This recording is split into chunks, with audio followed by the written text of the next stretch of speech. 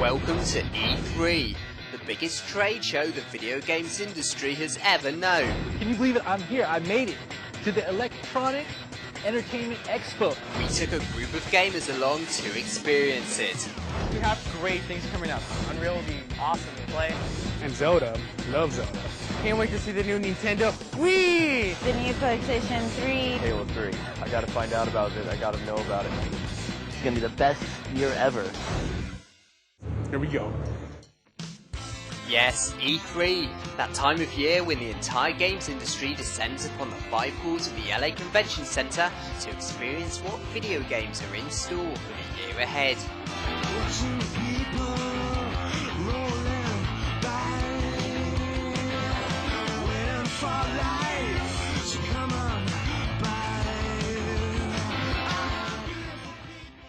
There's no doubt that Nintendo's been the star of this particular E3 with its new console, the Wii. Maybe slightly unpromising beginnings for the Wii. A, it's not the best name. B, it's not really much more powerful than the GameCube, but boy is it fun to play. Basically, it's all about the controller. It has this bizarre controller which motion senses, which resembles a TV remote.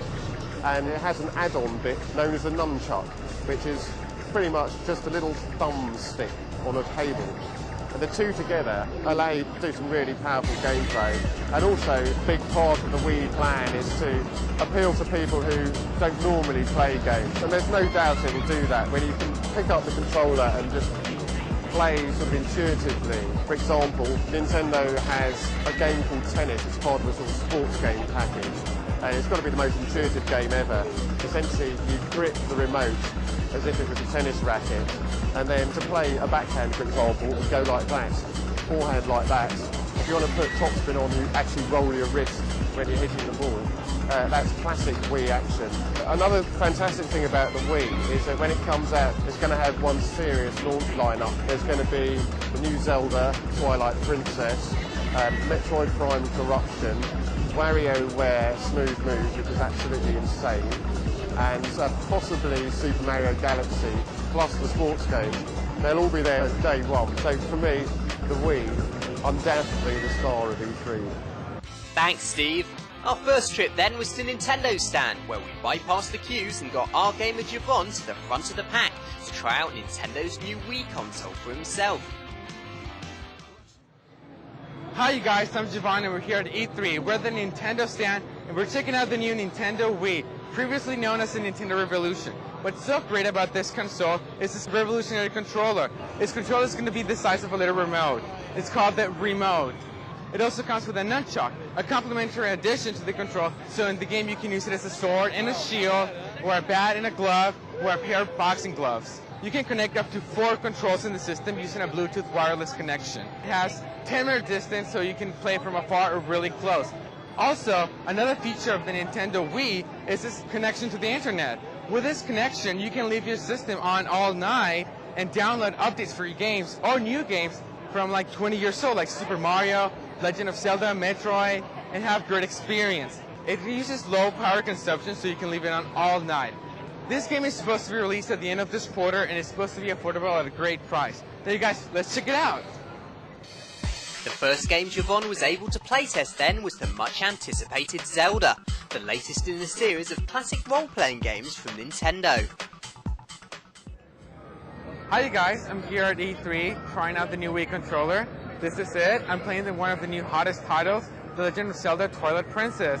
This is the main control, the Wii remote. That's the A control, which is the main one, and the B button was in the back, and the controller pad over here. This is the nunchuck. It has the control stick, which is the C control, and the Z button right here. At first, you get a weird feel of what's going on. Because of the new way of the control, you gotta keep remembering to adjust your camera. But afterwards, you get a hang of it. It's really not that difficult to use. You just gotta have a good try with it. As you can see in this one, I use the C to slash, and the A as the main button. You use the control pad to select which weapon you want to use. It feels really good to play the game, and as you can see in the screen, the fairy is the physical motion element. I can move and select items to change which items I want on my slide. The fairy also gives me an idea of where I'm going. With the C button, you can adjust the view whichever way you want it and just move the little fairy. Go that way. Uh-oh, danger? Probably. As you can see, I'm grabbing a pot, and to hurl it, I just have to move the control stick. There we go. You see there's an enemy? So with the C button, I press it, and with the B, I go and slash it. Yep, he's dead. Another of the features of the new Wii controller is the speaker, which enhances the gameplay. For example, when I shoot an arrow in the game, I can hear the arrow.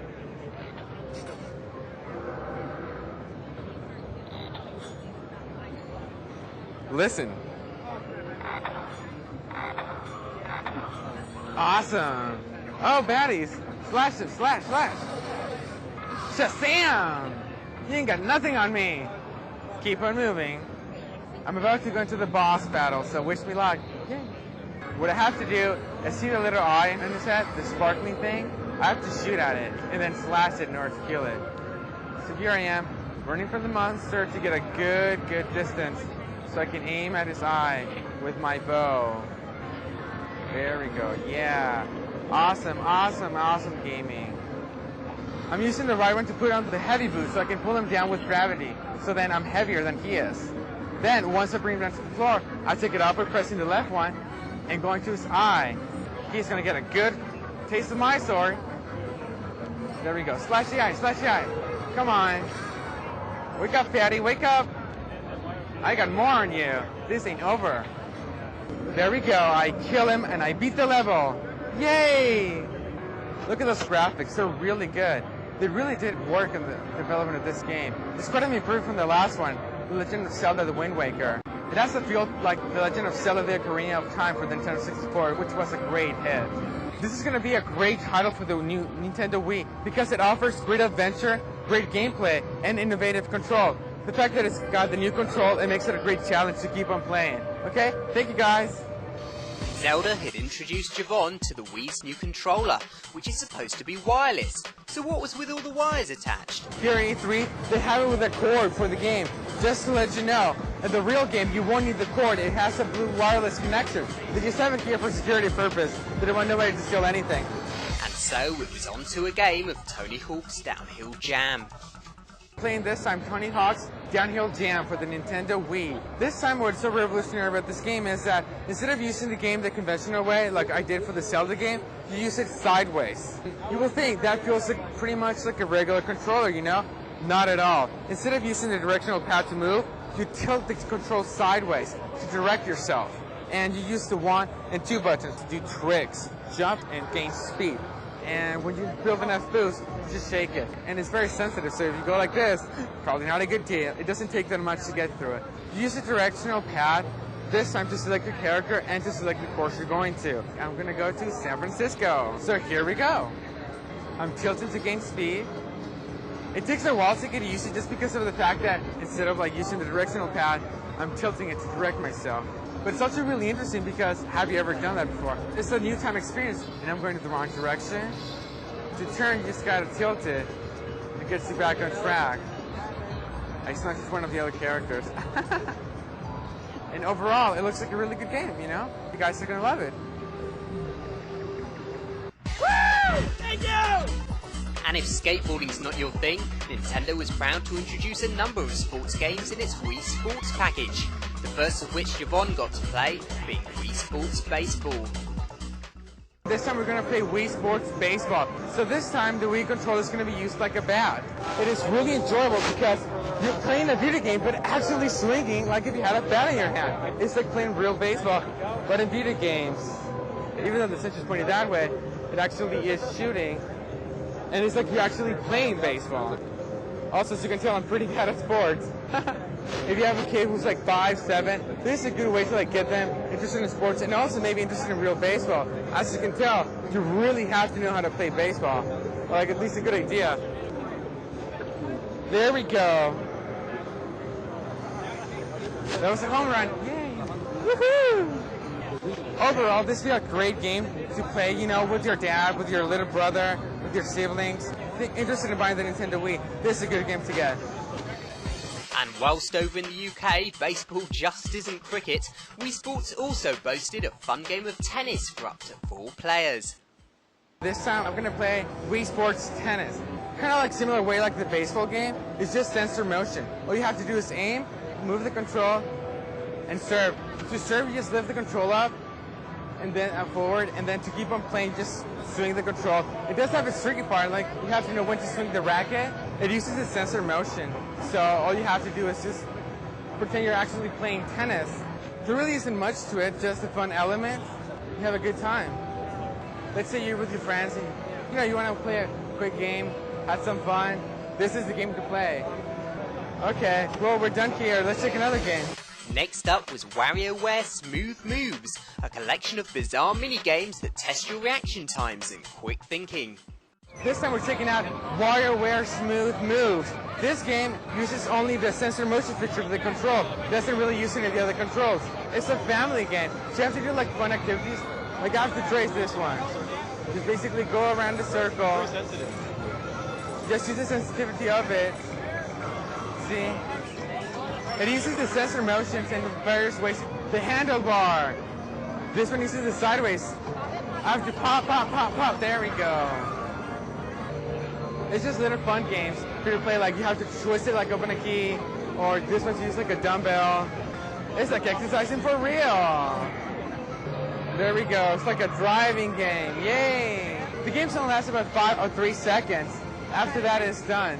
It's just a bunch of little fun games, make you really happy. They're kind of silly, but they really get you used to the control, which is really good if if you're a new beginner. It looks like a fun game, you play with your family, your friends, your grandma, or just when you're really bored, just have a good time. Check it out, you guys. WarioWare Smooth Moves. Thanks, Javon. And just to prove that the new controller can be used for more than just mini-games, Red Steel was on hand to show us how it can double as both a samurai sword and a gun-tossing pistol in this first-person shooter from Ubisoft. Hi you guys, we're here at E3 2006, and this time we're checking Red Steel, a Ubisoft game for the Nintendo Wii. This game is the story of an American guy who falls in love with a Japanese woman who gets kidnapped by a Yakuza clan. So in the story, he must go to Japan to rescue his girlfriend. This is already gets so far from the demo. Now this game, just like the Zelda game, uses both the remote control and the nunchuck. You use the control stick to move your character, and you use the sensor motion to shoot. The big one is zoom, and you use this one to reload. If you shoot the briefcase and money comes out. See the money fly out. So the graphics are pretty big. Goodbye, TV. Yay! If only it was real. You can blow things from the desk. Goodbye, stereo. The sounds are really good, too. At first it's a little bit difficult just because you have to control the screen. But you get used to it as it goes along. You can also, besides using a gun, you can use a sword. And like here's my Japanese master. Just learn how to use it. There you go. You slash it with a sensor motion. Take it, in the eye. You can parry with it. This one? Cool. Yeah, take it. Come here, my Japanese friend, come here. I'll teach you American. I'll give it to you the American way. Take it. The parry, you use it by twisting the nunchuck, and the sword, you just slash it. This game is so detailed that it's kind of worth getting. Like you shoot the cars and you see them explode. I'm sure if you get too close, you get hurt. You can see this game really takes advantage of the environment. Enemies can hide from you can hide from them and shoot. Here we go, fish tank. You can freeze time to kind of get rid of your enemies. And of course, our favorite part is shooting the tank. The Yakuza clan gives up and he still kills them. It's pretty good so far. Nice. They're just so awesome.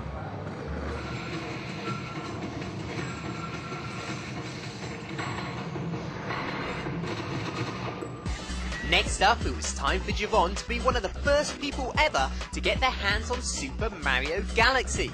the much anticipated Wii debut for Nintendo's mustached mascot. Mario games constantly gain critical acclaim, and so hopes are high for this latest offering. But a small step into space is a big leap for Mario kind, so we sent Javon to see if this change is really going to work for the series. Hi, we're here playing Super Mario Galaxy for the new Wii Nintendo. With the nunchuck, you control Mario. With the A button, he jumps, and with the Wii remote, you control the little star that indicates where you go, what to do, what to press. Oh, music note. Like in this case, if I press a star with the B, it kind of collects it. So it goes on collecting stars. If I check on it, it propels Mario to a new world. And in this world, there's another new activity to do. I think in this one, you gotta follow one of the bunnies. It seems like it defies gravity in a way. If this was the first game you played for the Nintendo Wii, it'll be awesome. It's a little bit difficult to go with the camera angles, but you can fix it just pressing the little button on top of the C. So that fixes it. The controls really Bob is very different just because you're controlling Mario, but at the same time you control the little star. You have to remember to move the nunchuck with Mario, and you have to remember to move the little star thing and shake Mario around to kind of shoot things at the baddies. There we go, I killed the monster. It looks really good, although somewhat difficult. But hey, what would be a Mario game if you didn't have any challenge to it? Like, a game really encourages you to be really aware of your surroundings. Overall, Super Mario Galaxy looks like a good game. What's really challenging about it is that it really takes advantage of all the features of the controllers. It even uses the speaker part, like every now and then you hear Mario screaming through the little speakerphone, or when you collect a coin. It's kind of tricky at first, but once you get the hang of it, you get used to it. Because you have to remember, you're controlling Mario with this one, you control the little star with this one. You have to keep an eye on both, because they're really dependent. You can't just go on playing the game just based on the star, or just based on Mario, so you have to use both. Guys, check it out when it comes out. Thanks, Javon. Next up, Javon got his hands on Sonic and the Secret Rings, under the working title Sonic Wildfire. Unlike recent next-generation offerings, this game stars only Sonic, but as a result, the gameplay seems much purer, as you race through the various 3D levels, collecting rings as you go. Here we are playing Sonic Wildfire for the Nintendo Wii. This time we're back to the Sonic bases, just running and collecting golden orbs. It's pretty much similar to the Tony Hawk game for the Nintendo Wii. You just tilt it to move left and right, and you press the 2 buttons to jump and stop. Also, you can shake it to go slower, and if you tilt it forwards to go faster. The graphics looks awesome. They really did work in the graphics. The environments are really well developed. Also, you have collapsing columns, as well as spikes coming out from the floor and the walls, so you got spears flying toward you, fire. You have to dodge things and collect, of course, golden orbs, the purpose of the game. It's pretty cool. You will also come across little robot things that you have to fight. It's pretty simple to get used to. I mean, all you really have to do basically is tilt back and forth and press the 2 button, and just keep track of when do you have to jump, when to stop. It doesn't really use a lot of the functions. You don't use the directional pad, you don't use the nunchuck, just tilt the control. And every time you get hit, you lose your golden orbs. I think it's more fun to use the tilting than the controller pad, because you really don't have to rely so much on where you're running to, or like when to stop and stuff. You just have to direct it back and forth. It's as simple as that, which makes it really fun gameplay, although it could be better, Maybe as the game gets released, it'll get a little bit more complicated than this. But as it is right now, it's pretty simple. I hope this is one of the launching titles from the Nintendo Wii, because it'll be good to play it. Everybody will enjoy it. And one game Javon certainly enjoyed was Dragon Ball Z Budokai Tenkaichi 2, a beat-em-up spin-off from the Dragon Ball Z universe, that despite also appearing on PlayStation 2, proved more fun on Wii due to its unique controller. We're playing Dragon Ball Z Budokai Tenkaichi 2 for the new Nintendo Wii. This is the first fighting game we played all day long, so I'm really excited about it, especially because I'm a big anime fan. And Dragon Ball Z, as we all know, is a great anime. Right now, I'm choosing my enemy, my player, and it's going to be Goku, because we all love Goku. And for my enemy, I'm going to choose Super Majin Buu, little prick. I'll give you a piece of me. And apparently there's only one fighting environment to choose, which is the rocky area, so Dragon Ball Z. This game uses both features from the control. With the nunchuck, you control the character moving up and down. With this one, you control the punching. To do punching, you can either move the remote or press the cross pad. To charge, you press both buttons. Like you can see, I'm punching punching him. There you go. There you go. You jump, just flick up. You go up in air. Get away from me. Get away from me. Look at that. You can just punch removing the control. Now he's going to give it to my power. There we go. I got it with a thrust motion. You just hold down the two triggers and just Sam. Give him something he's going to regret.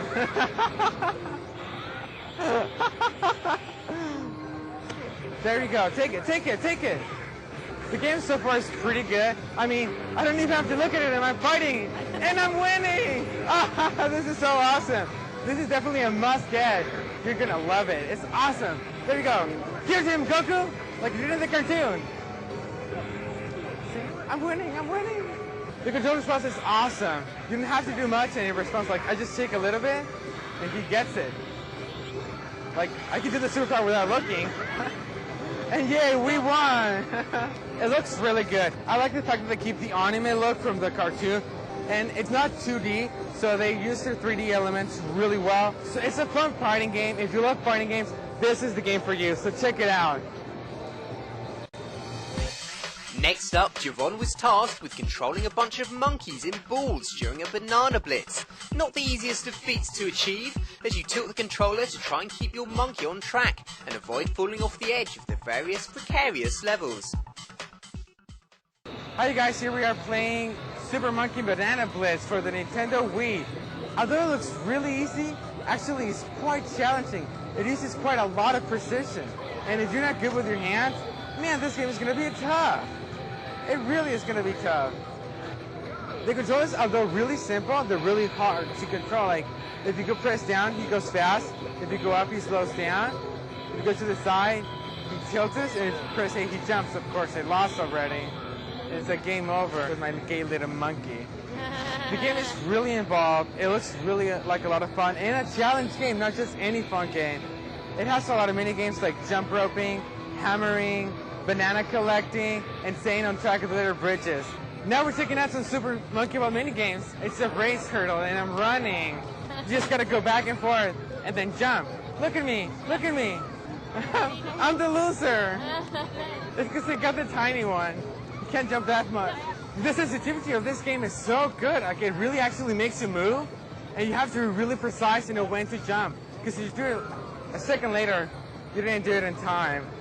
If you love this first Super Monkey Ball, you would definitely love this one. It has a lot of new tracks, new race, and a lot of mini games. And the graphics are really good, I can't complain. Plus, it has a lot of cute monkeys, so check it out, especially the girls. And if you guys want to have a fun game that's really gay, you should check out Super Monkey Ball Banana Blitz for the Nintendo Wii. Thanks, Javon. Next up was Excite Truck, building on the pedigree of Ned's classic Excite Bike, but with big trucks getting big air in an attempt to pull off stunts for star points. Does it work? Here's Javon. Hi you guys, we're here playing Excite Truck for the Nintendo Wii. This is the first racing game that's going to be released for the Nintendo Wii coming this fall. This game is really exciting. Besides just trying to finish first on the track, you also have to try and get star points to give you a rating on your race. You just don't need to like be fast. You also need to do stuff to like be impressive. Every time you do a trick, it'll give you stars. After you get so many stars, your level will go up enough to improve your scoring. So you have to be first and with the best grade. Every Nintendo Wii game has its own control system. Like this one uses the sensor motion right here on this side of the control so that it knows when you're going left or right. Also, you have to press the B button to speed up and the D-pad to boost. The control pad is actually a turbo that you can use when you're like in the air, so you can go faster in your race and do better tricks for the game. Just press it in any direction and it'll take it. I just lost, I got into water, so it's pretty basic what it uses, though it's still pretty, challenging to control. Like every time you crash, you gotta press the 2 real fast to give you a boost to get back on the track. During the race, there'll be these little question marks. If you go on them, it'll change the track for your advantage, and you'll be able to get ahead and do better landings and stuff like that. So if you guys are into racing games, this is a good one to start off with Nintendo Wii because I'm sure more of them will come around. So, we have a chance. Take a look around. You may have some fun. Thanks, Javon. A game everyone has been salivating over, however, has been Metroid Prime Corruption, the Wii's answer to Halo and Killzone, whose previous GameCube outings have been met with critical acclaim, both for their shooting and exploration elements. And here was Javon, finally getting hands-on with the game. Hi you guys, I'm here at E3 playing Metroid Prime 3 Corruption. This follows up with the Metroid Prime 2 Echoes for the Nintendo GameCube. This game is way better, and even though it feels a little bit dissimilar to the previous ones, it has new elements like, thanks to the new control, the interaction with the game is more than just any regular shooting game. Not only you have to just shoot, but you have to use different type of methods, like morph into a ball to get places, or use a grapple beam to pull things from enemies, and jump, or use missiles and super missiles. As we can see over here, we're going to use the grapple beam. This one you use to move, to morph into a ball, and to jump. And this one you use to shoot, to change your visors, to shoot missiles, and to aim. And with this one you lock. It is really sensitive, so really jerky movements will just get you lost. It's actually better to just keep it center, You just walk and keep an eye out for your surroundings, because you never know what the enemies are going to come by. And then you just start shooting. Once you find an enemy, start shooting. As you can see, I have to use both of them. Shoot, shoot, shoot! There we go. With the right controller stick, you can point really accurately. Whatever you aim, that's what's going to happen. Although it's still in development, the demo show today, it looks really good. If you're a follower of the game, you're totally going to love this game. It's going to totally hype you up because of the new elements it uses. But if you're just new to the series, you're still going to like it because it's really interactive. It uses the sensor motion, it uses the nunchuck, it uses most of the buttons, so it's really involved. So it really gets you used to the controls, because it's going to be the first time you're going to be playing Metroid Prime with two different type of controllers. So it looks really good. So you guys, check out the game once it comes out. See you later. Thanks, Javon. But Nintendo Wii wasn't the only thing getting all the media attention at E3. All eyes were also on Sony, with their brand new PlayStation 3. It's been a pretty solid year for Sony this year. They have taken some brave steps to announce pricing and launch details, as well as taking a major step of unveiling the final controller design for the PS3 after last year's didn't exactly prove too popular with gamers. This year, the controller that Sony has unveiled has proven a lot more popular with gamers already. It's a lot more similar to the DualShock 2 controller that gamers are already familiar with on PlayStation 2, but the cool new feature is that it has motion sensing. This can be used in a few different ways, like one of the games that has been playable here at the show floor has been a game called Warhawk from Sony America. It's pretty cool because you can actually control the fighter jet that you're in, just by tilting the controller left and right. It's not like a direct rip-off of the Wii controller that Nintendo unveiled in September last year.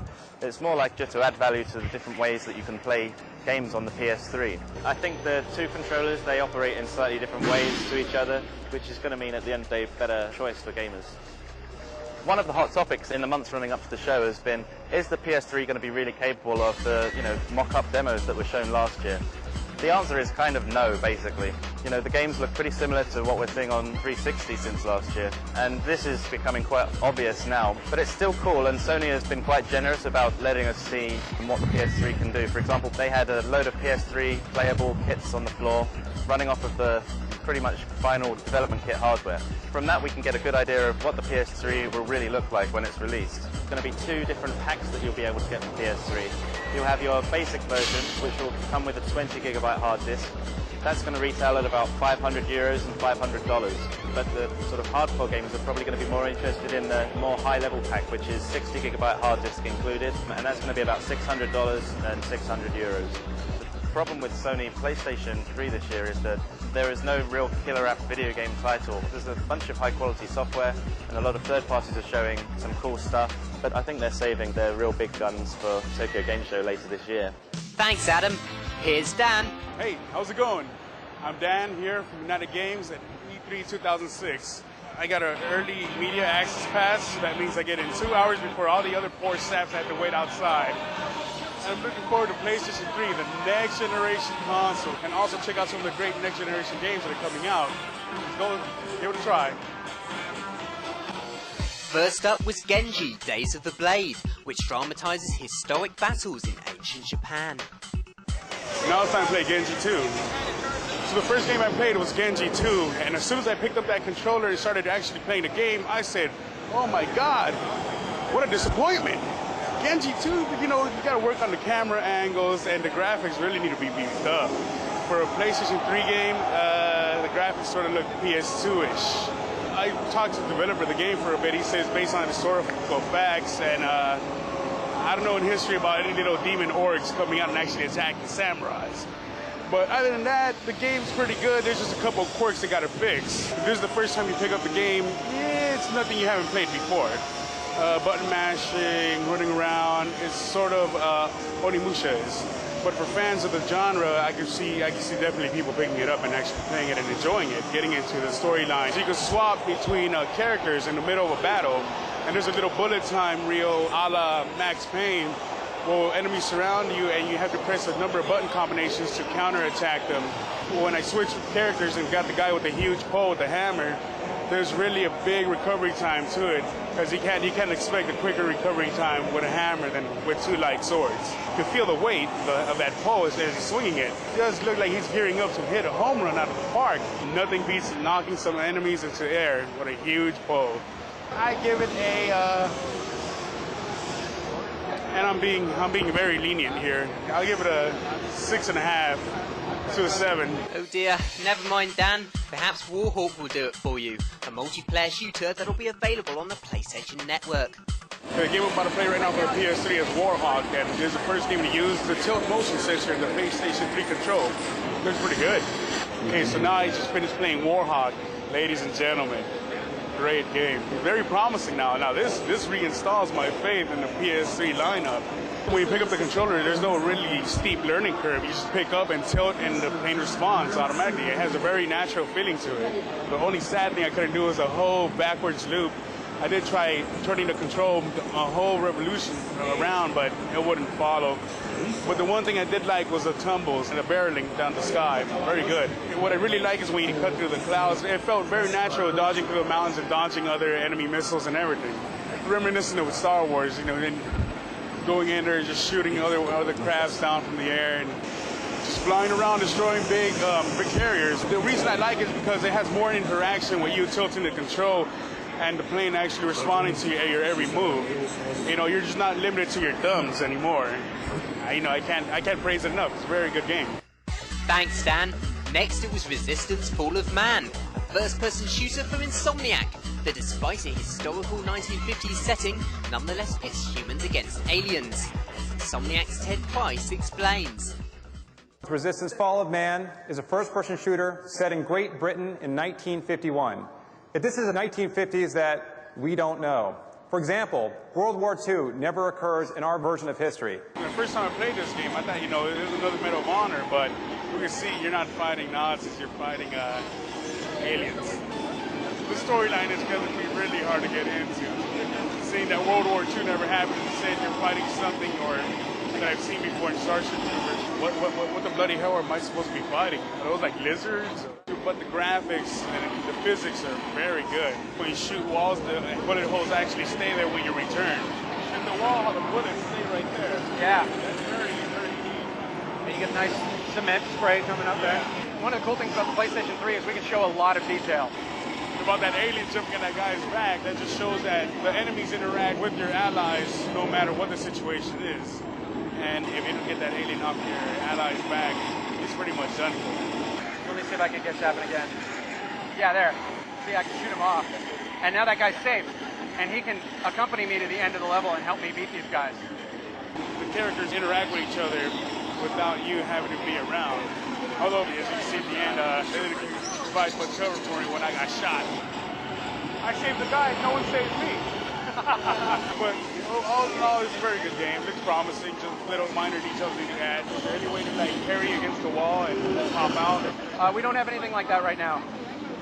And when I first came to this game, I was a little bit iffy, but once I got to pick up the control and started getting into the gameplay, it was easy for me. It came with a natural flow. And exploring the whole territory, walking around, getting a feel for the game, very good. What you're seeing here is one of our battlefield segments in the game. Throughout the game, in addition to corridor shooting segments, there'll be these large, expansive, very cinematic, frantic battlefield sequences where it's you and just a ton of allies taking out tons of Chimera. Very good. Well, some of the weapons are pretty good too. Because we have such a different universe to work in addition to the standard weapons, we also have a lot more imaginative weapons. For example, the bullseye. If you hit L1, it fires out a special tag, and when you hit an enemy with that, all of your bullets after that point will go to that enemy until he dies. You can also tag walls. All of your bullets will go and rotate above the trap on the wall, and you can move it around the environment. Push circle to throw out the grenade, and it throws out a spiky grenade. Hedgehog, we're calling it. It rises up into the air and shoots out hundreds of little spikes into the environment. You can shoot bullets randomly, and they just follow your enemy until he's dead. That's really cool. I can see fans of first-person shooters jumping into this. What will set it apart from the other games is just the storyline, and also the way your allies interact with each other and with you. From the three that I've played so far, Warhawk is at the top. Warhawk is good. Resistance comes in at second, and Genji too. Sorry, dude. You guys are last. Genji's still getting you down, Dan? Why not try the Blue Wonder as he speeds onto Xbox 360 and PlayStation 3? Alright guys, remember this from the Genesis era? He's back with PlayStation 3. Next game we're going to play is Sonic the Hedgehog. The new character for this one is Silver the Hedgehog. You saw me playing before with earlier. The learning curve on this one is pretty steep. I couldn't use his or her psychic abilities. Well, when I'm playing with Sonic, it was more lenient, more easier to control, but if you're a fan, it'll be something for you to easily jump into. With Silver, it was a bit sluggish, slow pace, but with Sonic dashing through bridges, riding rails, everything, yeah, you definitely feel the adrenaline rush. You manage to surf on water, surf on rails, and it's fun. You know, I can see myself getting into this. It's the Sonic I've seen before in the Dreamcast. There's a couple of good new innovative things, but I've seen it and played it before, so I don't personally see myself being overhyping it as much, but I can see fans really getting into this. More of the same, except better graphics, richer graphics. Thanks, Dan. Next, Dan was able to try out Gran Turismo HD, a special demo Sony had created by taking vehicles and tracks from Gran Turismo 4, as well as various bikes from Tourist Trophy, and boosting their resolution for PlayStation 3. Whilst not a game in its own right, it showed how the development team would get into grips with the new PlayStation 3 hardware. The demo was a precursor to the PlayStation Network's Gran Turismo downloadable title, and showed the team was on the right path to developing the much-anticipated Gran Turismo 5. I just finished playing Gran Turismo HD. It's running at 1080p. Visual masterpiece. Very beautiful game. Well, the first time I saw it, I thought it was actually like a movie or a TV commercial. But once I saw people interacting with it via the controller, I was completely blown away. The vehicles themselves are very responsive. You can choose from either traditional racing cars, Lamborghinis, Shelbys, to motorcycles, Suzuki's, Hondas, and Yamahas. And once you get behind the wheel per se, everything is just marvelous from there.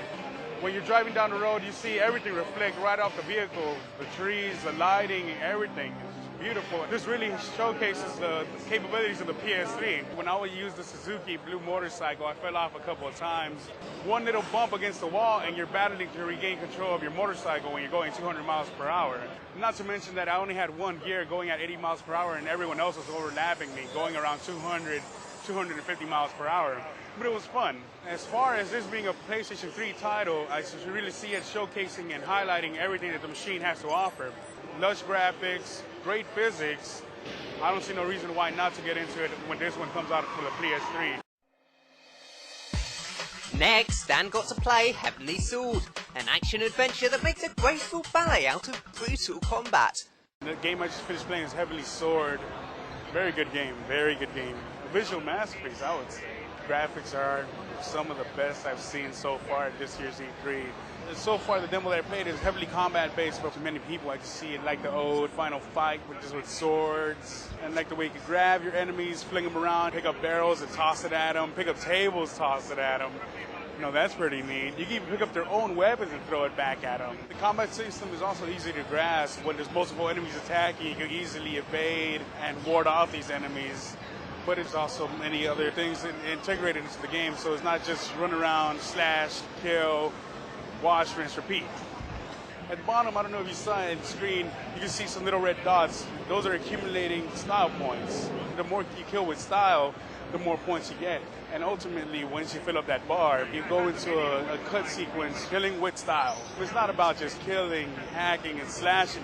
It's about killing with style. I was running around, I was killing hordes of enemies.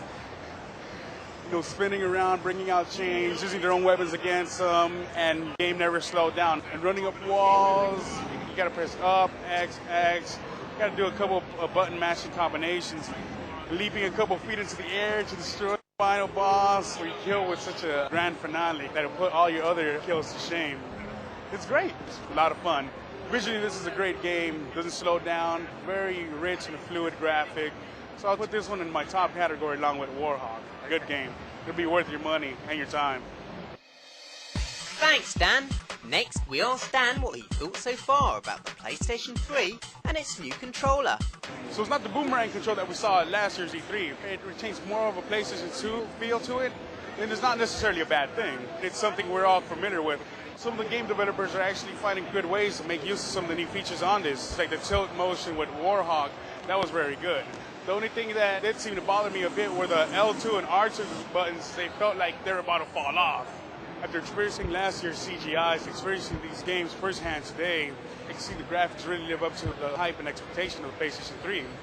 As we're seeing some of the cut sequences right now for Africa, the graphics are very rich. A definite step up from some of the games that I've seen on the Xbox 360.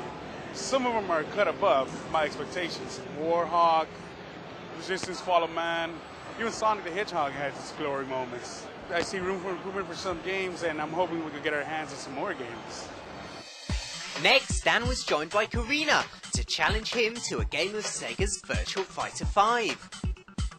We're over here in the South Hall now, checking out Virtual Fighter 5, and we have two new fighters. They have El Blaze from Mexico, and they have Eileen from China. The trailer looks promising, but seeing and touching is believing. I got a punching bag over here with me, so why don't we give that a good go? I feel sorry for him. Oh crap, getting my ass whooped. Cheater. As you can see, my colleague here lost. It's okay, it's okay. She won the second round, and Cheater. there's no winners or losers today. We both won, right? Obviously, I was cheated. One of the guys was helping him play what buttons to push and everything, so For the that's record, why, it's called yeah. skill. Yeah, anyways. But yeah, Virtual Fighter 5, very good game. The graphics are really good, they're great. The movements are better, they're faster, and it's better than the Virtual Fighter 4. Well, this is the first fighting game that I played for the PlayStation 3, and so far so good. And it made a good first impression with just those one characters that we did pick. So, imagine the rest. Looks like a worthy addition to anyone's library, especially after my victory. I'm sold.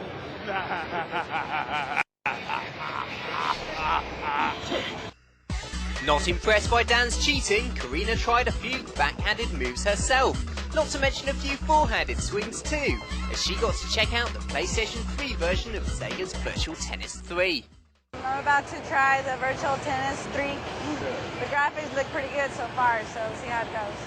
It's a little tricky because it switched positions. You were in the opposite end, so I couldn't figure out which one was I. But you'll get used to it. I figured it out. I won the first round. I'm winning. The last one I lost. Tennis is tennis. You know, it's just back and forth. But it's pretty simple. You don't have to aim at the ball like in a certain position. You just run to it. Press one button, just swing, and it just automatically hits it. You hold the button to see how fast you want to serve the ball. The longer you hold it, the more powerful you hit the ball. It gets your attention, but it's pretty simple. Not much of a tennis player in a video game, at least, so, but it's a good game. I enjoyed it very much. Next up was Eye of Judgment, which uses an improved iToy camera to bring a monster card game to life. Another game we got coming up is Eye of Judgment, and it's a card-based game. 予定としては PS3 ローンチタイトル。ゲームのセットとしてはカメラとスタンドとカードが全部つきます。まずカードだけで遊べるものを作って、それで2年間開発してきたんで、カードゲームとしての奥深さはもうすごい評価をもらってる。この 3×3 のフィールドを使うゲームに行き着くまでにいろんなゲームデザインはありました。ただそのカードだけで遊ぶとルールとかバトルの計算がすごい面倒くさいんで PS3 を使ってもらうと誰でも簡単に楽しむことができるんです。 So we just finished getting us the demo of Eye of Judgment. We actually didn't pay the game, but we got a demonstration of how it works. The guy put 2 cards on the mat, and the camera read the information of each card, like magic and the powers that the character had. And it came up a virtual character, and they started fighting. After one of the characters killed the other one, you had to replace the character. There were like 100 characters, and you can also use spells cards and magic cards. There's 5 different attributes to it. There's wind, water, fire, earth, and machinery. It's an interesting idea and concept behind the game, but it seems a little slow for me, just a tad bit. Turn-based card strategy games are never really my cup of tea. The graphics are amazing, but when the spells were actually summoned, it did seem a bit choppy at times. So I probably would just give it to a little nephew or niece. It's a great game, but again, it's something more that the kids will enjoy more. Thanks, Karina. Next up, we sent Dan to wail into the mic for a little bit of karaoke in PlayStation 3's SingStar. I finished playing SingStar, and I must say it was a little bit embarrassing.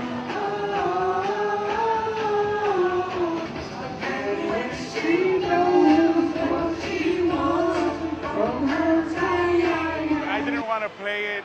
I grabbed the mic, and as soon as that first verse came out of my vocal cords, I felt like a jackass. But suffice to say, it's a very fun game. I think this is the first game for the PlayStation 3 to incorporate more of a multiplayer feel to it. You get together with a bunch of friends, knock back a couple cocktails, and hope the installation is good in your house so no one else would hear you sing. Playing against Karina, we actually sang Hoobastank's The Reason head-to-head, and it was fun. What happens is while we're singing, there's a little bar that comes out, and you're supposed to keep your vocal pattern leveled at that bar. When I was singing with Karina, the bar was here, my vocal pattern was about somewhere up here. So gradually I started noticing that once you keep it within the level of the bar, it starts highlighting the bar that you're actually hitting the perfect note when you're singing. There are no winners or losers, but I won. Well, by points, but in reality, I can't sing for the life of me. But that doesn't take anything away from this game. The one thing I do like about SingStar the most, if there's a particular song that isn't incorporated into SingStar software, you can go online and purchase a song so you can sing.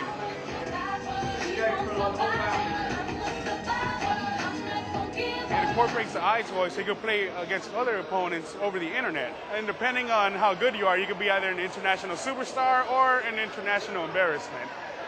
Don't look for me on SingStar. I'm only keeping it one player in my house. Personally, I'm not one to really sing out in public.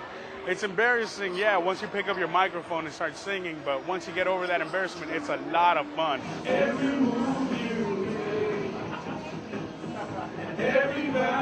I didn't want to stop. I wanted to go for another song and another song and another song, because once you really get into the game, you forget that you're singing with a bunch of strangers around you, and you really get into the feel of the whole game itself. Although there's a certain level of embarrassment attributed to this, it's top of my list. It's all thumbs up if you're not red and going like that, but other than that, it's a great game.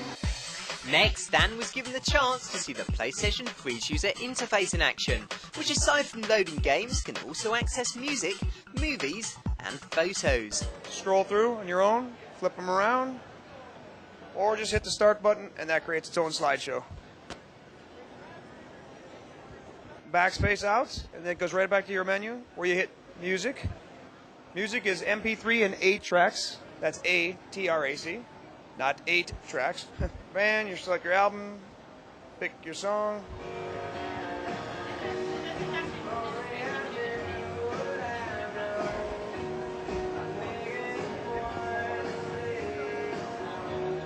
And then you backspace out of that, backspace, over to video. Video is going to be Blu-ray disc. This is not Blu-ray we're seeing right here, but that's what will be installed on the PS3. Hit your menu on the right over there, and then you can just hit play.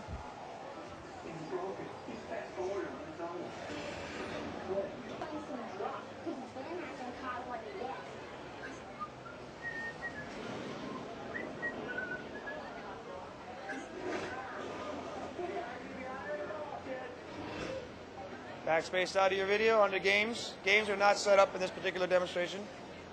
And you go to your browser. Yahoo. This is where you would hook up a keyboard to the system. We don't have one, but we'll just scroll down. You can see the status bar at the bottom right. And that's a picture taken at this expo just yesterday, Paris Hilton. Then you got a menu over to the right. Select. New window. Just open up a bunch of windows. And then you can keep them minimized, look at them, or you can select one and then toggle over. Backspace. And you're out. And Friends is the last one that's not set up for this demonstration. And that is your interface, guys. Next up was a chance to see PlayStation 3's Blu-ray capabilities. Blu-ray, of course, being a new DVD format that has the capacity to store high-definition movies. And here Sony was showing some off on a high-definition TV. We just saw some trailers right now on the PS3 via Blu-ray disc. Very lush and beautiful. I mean, we just saw some on a high-definition TV. Everything looks superb, intact. There's no pixelating at all when it's playing back the movies. It just looks perfect, superb. What more can I say? Very good. So, given all Dan had seen during the course of E3, how did he feel about PlayStation 3? It was an honor for me to come over here and actually get my hands on this incredible machine ahead of the general public. It has web browsing capabilities. You can see photos, music, movies. PS3, you got my thumbs up. You got me sold. Very amazing machine. But the PlayStation 3 wasn't the only next-gen powerhouse out in full force at E3. The Xbox 360 was boasting some truly impressive titles as well. Here's our roundup with the best of them. A new Call of Duty sees you liberating Paris during the Normandy breakout. Jump on vehicles with your buddies, from tanks to jeeps to motorbikes with sidecars, and engage in mobile combat. Or get close and personal with the new ability to use your hands for fisticuffs or to defuse bombs. With the freedom to complete a mission any way you wish and a cinematic score by the composer from Stargate Atlantis, there's every hope this will be the best in the series yet. Crackdown sees you play a law enforcer in a futuristic city, cracking down on crime sprees with the help of superhuman-like powers. You can jump high up to the tops of buildings, or pick up and throw heavy items such as barrels and cars. The game is being designed by Dave Jones, previously part of DMA, that designed the original Grand Theft Auto. Much like GTA, the game takes place both on foot and in vehicles, with added cooperative gameplay, so you can have a friend in the car with you, joining in on the action, such as running over criminals in a monster truck. Think Judge Dredd meets Superman meets Grand Theft Auto, and you should get the idea. Shadowrun, a classic RPG board game, has graced the world of video games before on Mega Drive and Super Nintendo, and now it's spawned an Xbox 360 first-person shooter. Whilst not staying entirely true to the Shadowrun board game universe, it does allow you to play as elves, trolls and dwarves, as well as the usual cybernetically enhanced soldiers we're so used to seeing nowadays. Thus, modern weapons meet ancient magic, allowing for spells, holograms, teleportation and X-ray vision to be part of the multiplayer mayhem. Launching simultaneously for the PC, it's the first game that lets Xbox 360 and Windows Vista users play against each other online, as part of Microsoft's Live Anywhere service. Lost Planet from Capcom sees you lost on a planet with a very foggy memory and even worse weather conditions. You've got to traverse snowy terrain, facing everything from blizzards to snowstorms, not to mention the big scary creatures that jump out at you. Instead of sitting down with them and rival snow pirates for a nice cup of hot cocoa, you get guns and vehicles and shoot them all in order to collect valuable thermal points to keep you warm. A hard, arduous trek in the snow is looked forward to by many as a more immersive experience than most shooters offer. It follows the story of Wayne trying to get his memory back, whilst getting paranoid about sinister motives of local construction companies. It's yet more shooting, but on ice.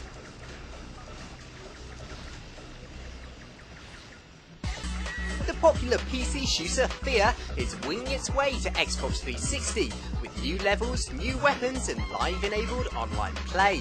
Standing for First Encounter Assault Recon, Fear boasts a paranormal horror storyline, making it a first-person shooter that matches the intensity of battle with the fear of an unknown mysterious enemy. With the Xbox 360 version boasting new single-player content, we got Chris Gordon to check out the early demo for us, shown at E3. Alright, we're about to check out Fear. It's coming out on the Xbox 360. I'm really liking the dynamic crosshairs of the game. In a minute or two, I'm going to check out the game and actually get to play test it myself to find out how it handles and how fun it is. But from what I've seen so far, it looks pretty likable. Alright, I just sat down. I'm about to get started with Fear. Alright, I just started the game up. I can zoom in by clicking the right trigger. Is this jump? Yeah, A is jump. You can combine that with B, which is a melee attack, so you can do different like jump kicks and things like that. Oh, cool. Whoa, I think I just fired. Yeah, oh, I just alerted an enemy that here I am. I really enjoyed going through. The enemy was dynamic, the AI was really smart. I noticed it did different things, different animations, different ways of attacking me. You can't just go in running and gunning. You really have to think about it. Now, I just played this about 5 minutes, and AI's already done 5 or 6 different things each time I've played it. And that is a way to keep bringing the gamer back. One time I went in through a side window thinking that they would not see me. They actually heard me shoot the window out and they came looking. Another time I went into the hall and I tried just running and gunning, and it didn't work because they built up a barricade and threw things in my way. I did not know that they could throw things. Each time I went through, they seemed to have a different response to my actions. And being this early of a build and have those things in there already seems to be that this game's on the right path. Let's try the slow motion mode. You can see the bullets coming at you, so it makes it a little bit easier to dodge. Definitely not the control scheme I'm used to, but that seemed pretty fun. My God, I'm shooting people in half if I aim for their stomachs. Aim for their heads, different parts come off. You shoot them in the legs, they actually go down in their legs. It's really nice that you have dynamic gameplay this early in a build. Going for slow-mo, check that out. Slow motion, you can see him going down. There's even chunks of what looks like body parts. That was definitely cool. See if I can get close to him. Try the melee attack. That was pretty cool. It's never going to be the same experience because the AI was trying to flank me.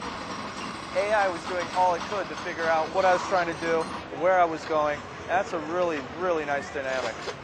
All right, there's a guy hiding behind here right now. I'm going to try to play peekaboo with him. I can see him right there. See if he alerts his friends. Yeah, right up here, they're trying to flank me. If the AI always goes to the same places, does the same exact thing every time, then of course that's a really boring game.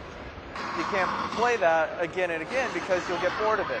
If something does something different each time you play it, then it's going to be fun to play it every time because you're going to go in there wondering, wow, what can I do this time? This guy wasn't there last time. I wasn't expecting him. He just came around and my God, I shot him in half. That's cool. Now I'm doing stupid stuff on purpose because I want to see how dynamically the AI reacts. I just ran up to a guy I knew had a heavy weapon, and instead of shooting me and killing me and himself, he smacked me across the face. That's smart. That's really cool. And at this early of a build, the designers are already thinking about this stuff, not saying, oh, I'm going to put that in later. All right, you can actually see the damage here. This is where I just had a big shootout, and it looks reminiscent of a shootout. There's holes back here, there's explosions, there's battle marks. Real dynamic. Wow, look at that reflection. That's cool. Anytime you can get a dynamic reflection, it just adds to the realism. I'm telling you, I've just sat down, I just started playing this, and I'm loving it already. Fear on the Xbox 360, definitely a game to check out for winter of 2006. Thanks, Chris. Also viewed at E3 was Indiana Jones. This guy's always pretty cool, going foreign lands and finding treasure. What we saw at E3, however, involved him beating up thugs in the street and smashing them through car windows. A little out of character, perhaps, we were nonetheless impressed, as wood splintered and broke like real wood, glass smashed like real glass, and the character AI was so good that if you threw someone up in the air, they'd try and grab hold of a ledge to stop themselves falling and then be left there dangling. Or if you set off some explosives, they'd affect the environment dynamically, with something different happening each time. So it was a great demonstration of a next generation game engine. Meanwhile, Atari's Test Drive Unlimited was also playable again at this year's E3. Set on the Hawaiian island of Oahu, you can enter showrooms of car manufacturers and take models such as Lamborghinis, Mercedes, Jaguars and Aston Martins for a test spin.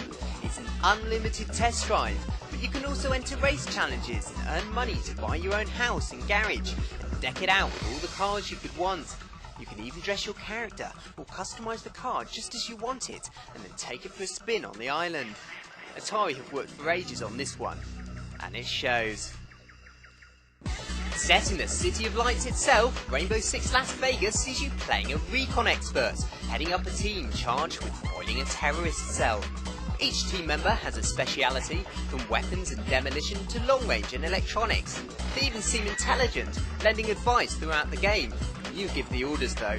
Shove a snake camera under a door to see who's in a room, and decide in advance who should take out who. You can also wall hug or crouch, and the camera will flip out to third-person view.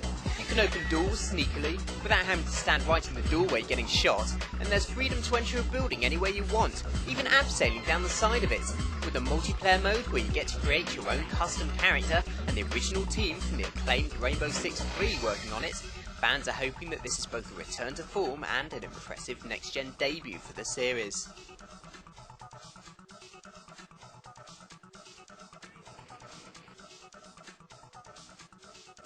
In Viva Pinata, you can build your very own garden and attract living pinatas to it. Some may be attracted to your ponds, others to your grass or trees, and in turn they affect the ecosystem of the garden as they form a part of the food chain. You can name them and dress them up, and you need to take care of them so they don't fall ill. Simple pinatas such as worms will pretty much do as you ask of them, whereas other pinata animals may be stubborn and need to be bribed with candy. Baddies can also get into the garden and wreak havoc, but they can also be trained. A snail eating all your flowers, for instance, can be trained to eat all the weeds instead, thus helping you out. You can also go online to sell and trade your pinatas, or visit a friend's garden, or even to help them grow one of their own. With a Saturday morning cartoon and toy merchandising planned, Microsoft hopes this will become its very own Pokemon, Animal Crossing or Sims equivalent, and bring in a new audience to the Xbox 360. But one of the most impressive games we saw previewed for Xbox 360 had to be Stranglehold. This is Sean. This is Lance.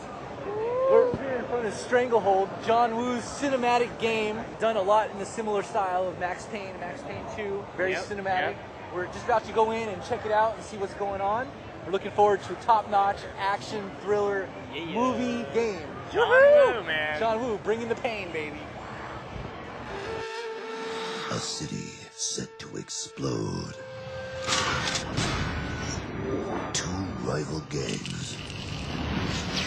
A vicious Russian crime syndicate. And one hard-boiled cop caught in the crossfire who will stop at nothing to see justice done.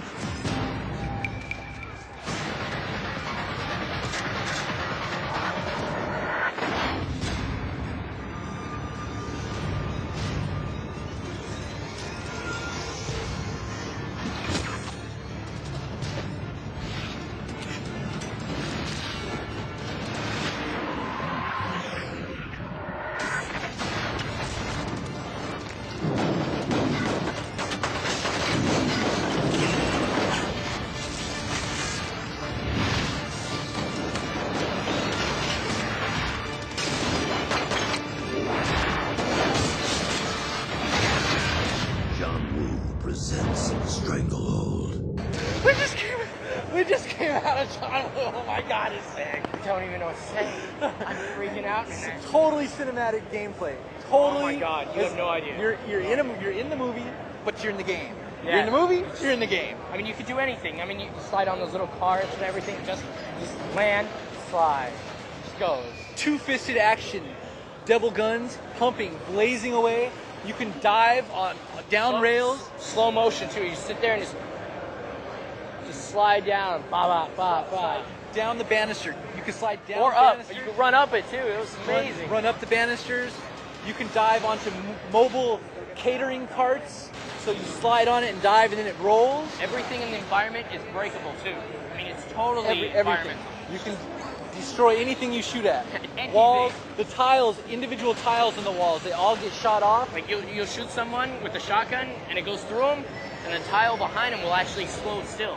You can grab a table, flip it over, and use it for cover, and also shoot it down to just bits and pieces of wood. It's so realistic. It's amazing. The AI is superb. It looks very real. Very cinematic polish on the AI. Your enemy looks like they're real people, and when you shoot them, they grab different spots of their body. And they react to the environment too. They react to the environment. If you shoot glass and glass shatters behind them, they flinch. With each new console, the graphics are just a little more full, more complete. Smooth. So you don't get the feeling like you're playing against cardboard people. You're playing against real people. Amazing. Brings a real movie-esque feeling to the game. We were actually in the room live playing on a live engine. It was not a pre-played. Yeah, no pre-played. It was very intense. We had to get health kits because the guy was getting shot up. Boss was getting him. Yeah, it was sick with a sickness. It was so Boss cool. came in with a rocket launcher. You dodge, you move with one joystick, you aim with the other, and then there's the fire buttons in the back. Like the creators of Max Payne, they take the John Woo as the basis, so you get a feel kind of Max Payne-ish, but it's all John Woo oriented, very action-packed, and it has Chow Yun-Fat starring in it. Stranglehold gonna be a hit, because I think every young man, every young people, they will love it. This game would actually make me want to go get an Xbox 360 or PS3. This is another plus for the new generation, the Xbox 360. So another reason for my hard-earned money to go towards the new console. Unfortunately. For the movies, only the director and the character are the hero. But for the games, I think all the players, they all could be the hero. Isn't war great? All those big explosions, limbless soldiers and starving civilians having to eat their children? You just can't beat it. A world of conflict set in an alternate timeline where the Eastern Bloc invaded the West and attacked the US has plenty of it to offer. This real-time strategy game lets you take control of American forces as they give Boris and his fellow vodka-guzzling commies a good kicking and drive them out of the homeland. Unique features include the chance to specialise in one form of warfare, be it infantry, air support, armour, or possibly by dressing up as a woman and waving a dead fish at people, ever-depleting resources, and the chance to nuke the blast with tactical atomic weapons. God bless America. Crisis, an oddly topical game, being as it is about a clash between North America and North Korea, but with added aliens. That aside, Crysis is yet another first-person shooter from the makers of Far Cry, but now using their new CryEngine 2 system, which promises motion blur, ambient maps, dynamic soft shadows and plenty of terrain to blow up. Your character also gets to strut around in a special exoskeleton that can make him move faster, fire heavy guns, or presumably make toast when and as required. As an added bonus, there's also the promise of 32-player online gaming, but whether there'll be any takers in North Korea is anyone's guess. These days, global warming is all the rage, but not in this game, which predicts a huge ice age in the 22nd century and a huge war for what's left of the world's resources. So while it's good news for polar bears and penguins, it's bad news for humanity as two great alliances slap each other about viciously. Battlefield 2124 is the next instalment of the first-person shooter meets strategic wargame with an emphasis on tactical combat. This time though, the aim is to destroy the other side's base, a flying fortress called Titan, rather than spend too much time worrying about victory points. Highlights include the chance to smack the excrement out of your foes with war walkers and flying tanks, but snipers, riflemen and engineers are there too for fans with more retro tastes. Next up was Unreal Tournament 3, then known as Unreal 2007, in the vain hope it would be out earlier this year. Alas, it wasn't, but Lance and Sean did at least get a peek at what the developers have been up to all this time, by way of Midway's showcase of this epic first-person shooter. This is Sean and Lance. We're outside of Unreal 2007. We're about to go in and bust some heads with some headshots and some ultimate kills and see what's the real deal on the new version of Unreal. One of the sickest games of all time. So check this out.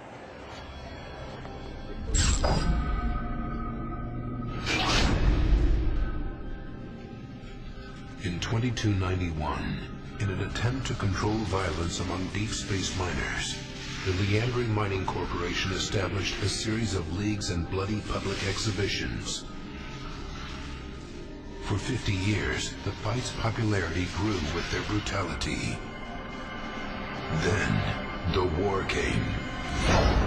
From the dark depths of space, the Necrus armies attacked the Tyrannian mining colonies. The Tricasts called it a corporate skirmish, but you lost everything. Your family, your friends, your entire clan. Now you're fighting for all you have left. Revenge.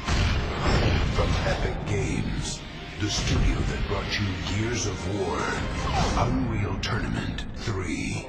That was so sick, dude. Oh my god. We just got out of the preview for Unreal 2007. You have hoverboards, man. They have hoverboards so you can get around the map. They have extensive maps. Huge. Much bigger than the last Unreal. Old vehicles. New vehicles. Oh, huge alien enemy. Huge. Just like huge. And it burns you alive. Just and you're gone. You're just gone. It was so amazing. New shielding technology where you get a see-through kind of plasma shield in front of you. Blocks anything. Anything that's coming to you. Blocks anything. Huge rockets.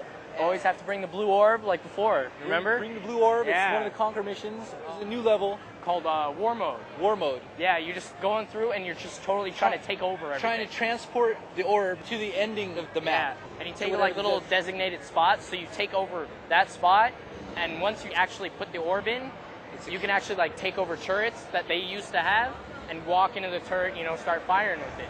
The showcase we just saw, it was just one guy playing, showing and talking and telling us about what was going on from one team's perspective. But he did mention an alternate team that we're going against. That war mode, I'm suspecting will link up with a LAN or with online. And when you're online, you can choose which team you want to be a part of, the advancing or the trying to stop the advance. You'll be able to hook onto the internet, take out other people that you want to kill.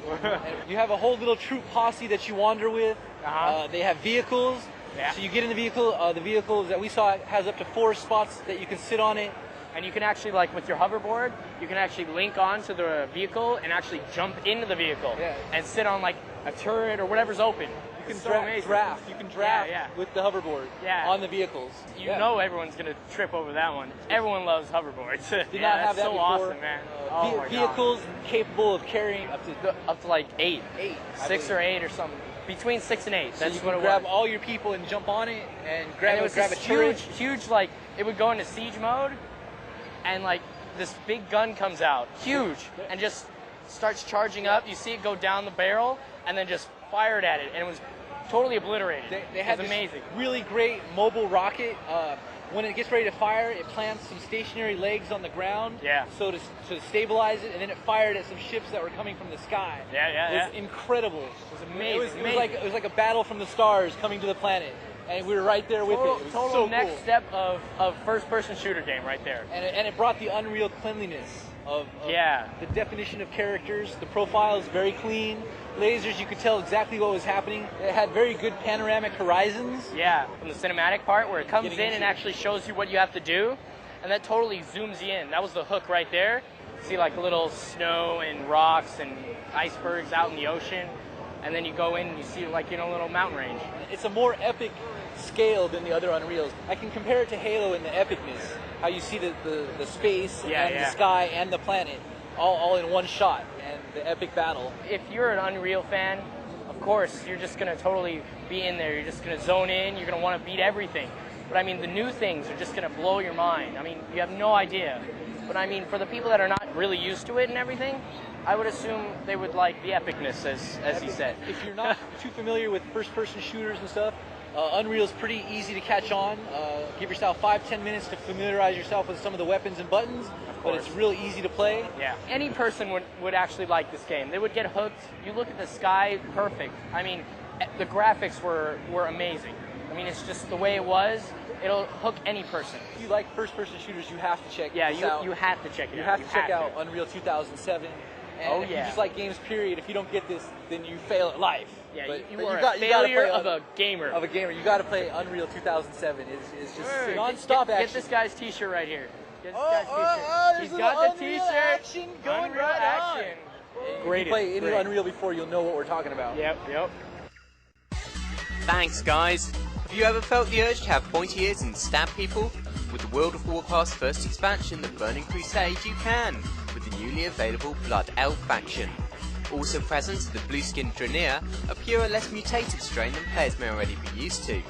Levels are now capped at 70, and other fun add-ons include the ability to make magical jewellery, visit a bigger Azeroth, as well as what's left of the Orcs' homeworld Draenor, and kill things as usual. When in Rome, do as the Romans do. Presumably that means going out with your sister, eating dormice and wrestling with the dreaded third declension during Latin lessons. But in Gods and Heroes it also means taking part in a massively multiplayer online RPG. Here you can play wannabe Roman heroes fighting against the foes of the Republic, be they Gauls, Carthaginians or creatures from classical myths such as the Gorgon Medusa, a three-headed dog, a three-headed dragon and a three-headed thing. Still, there are 1,000 missions promised, special god powers that can be used in battle, combo attacks and the chance to, as ever, play online with any number of wannabe legionaries. But our biggest surprise of the show had to be Safecracker, a collection of brain-teasing puzzles scattered throughout a large mansion that you're free to roam. We got Sean to tell us more about this surprise hit of the show. So we heard about this new game called Safecracker. It's a pretty new game, nobody really knows about it, but we've heard that it's actually quite fun, and we wanted to try and check it out, you know? Come on, let's go, let's go inside.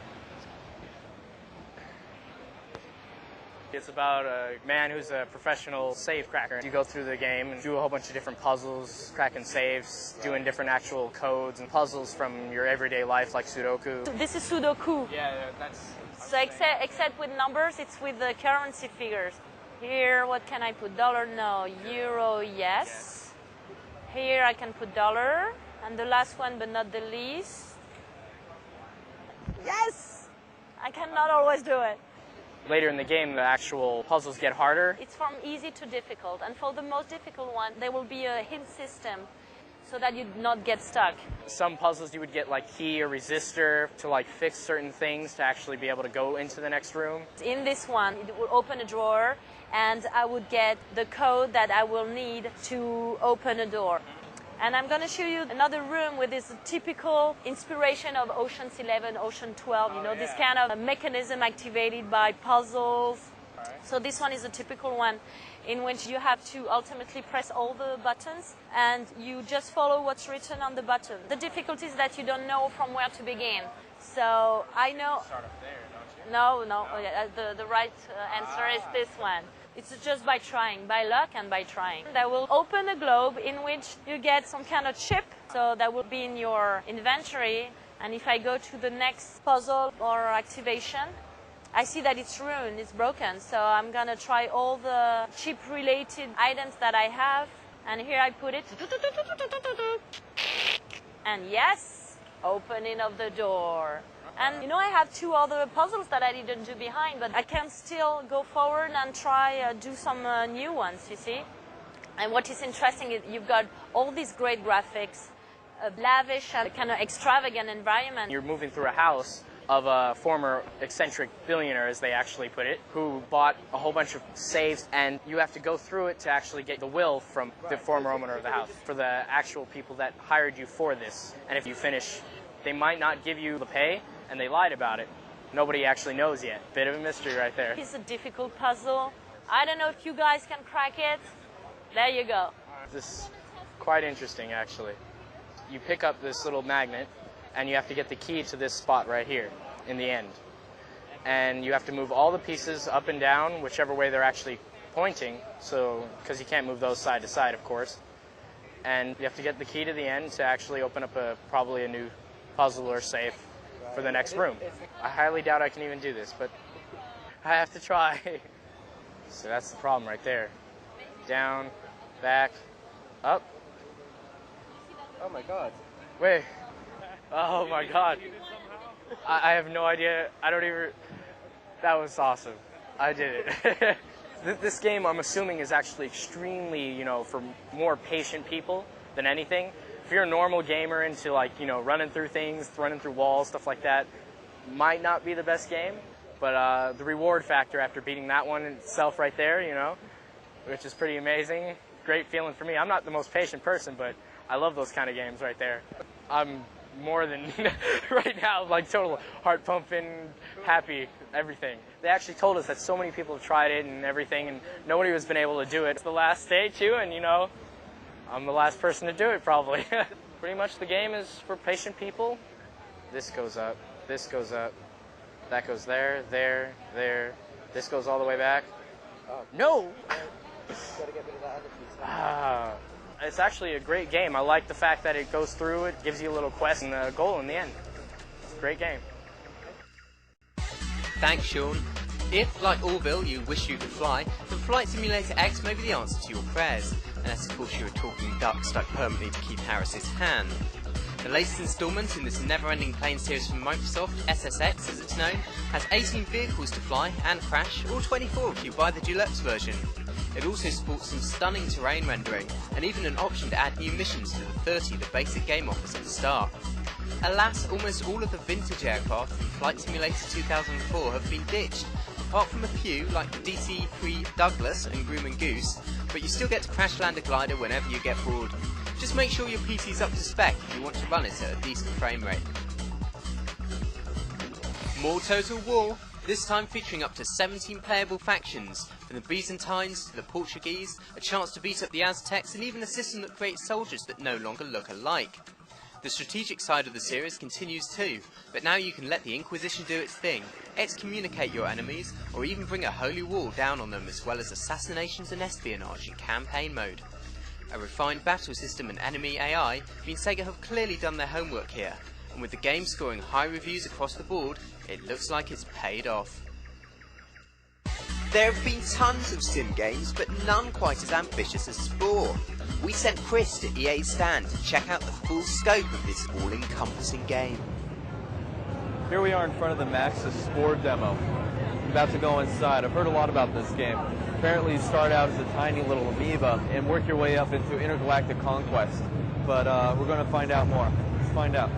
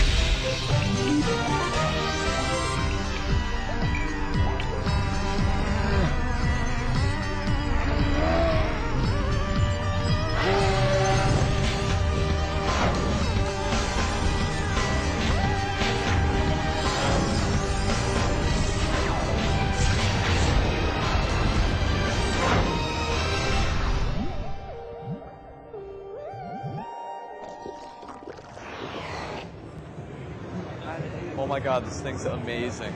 You gotta check this out. This is going to have so many implications in the game world, in the movie world, in the machinima world.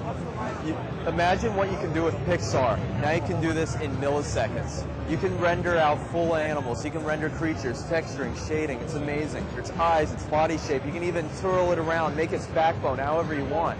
It's way cooler than I ever thought it would be. I'm impressed. I'm really impressed with this game. You can create anything you want. Predators, prey, herbivores, carnivores, everything. Any way you want to do it. No keyframe animation. It's all in the machine. I'm just so amazed. I can't even think of ways to describe this game.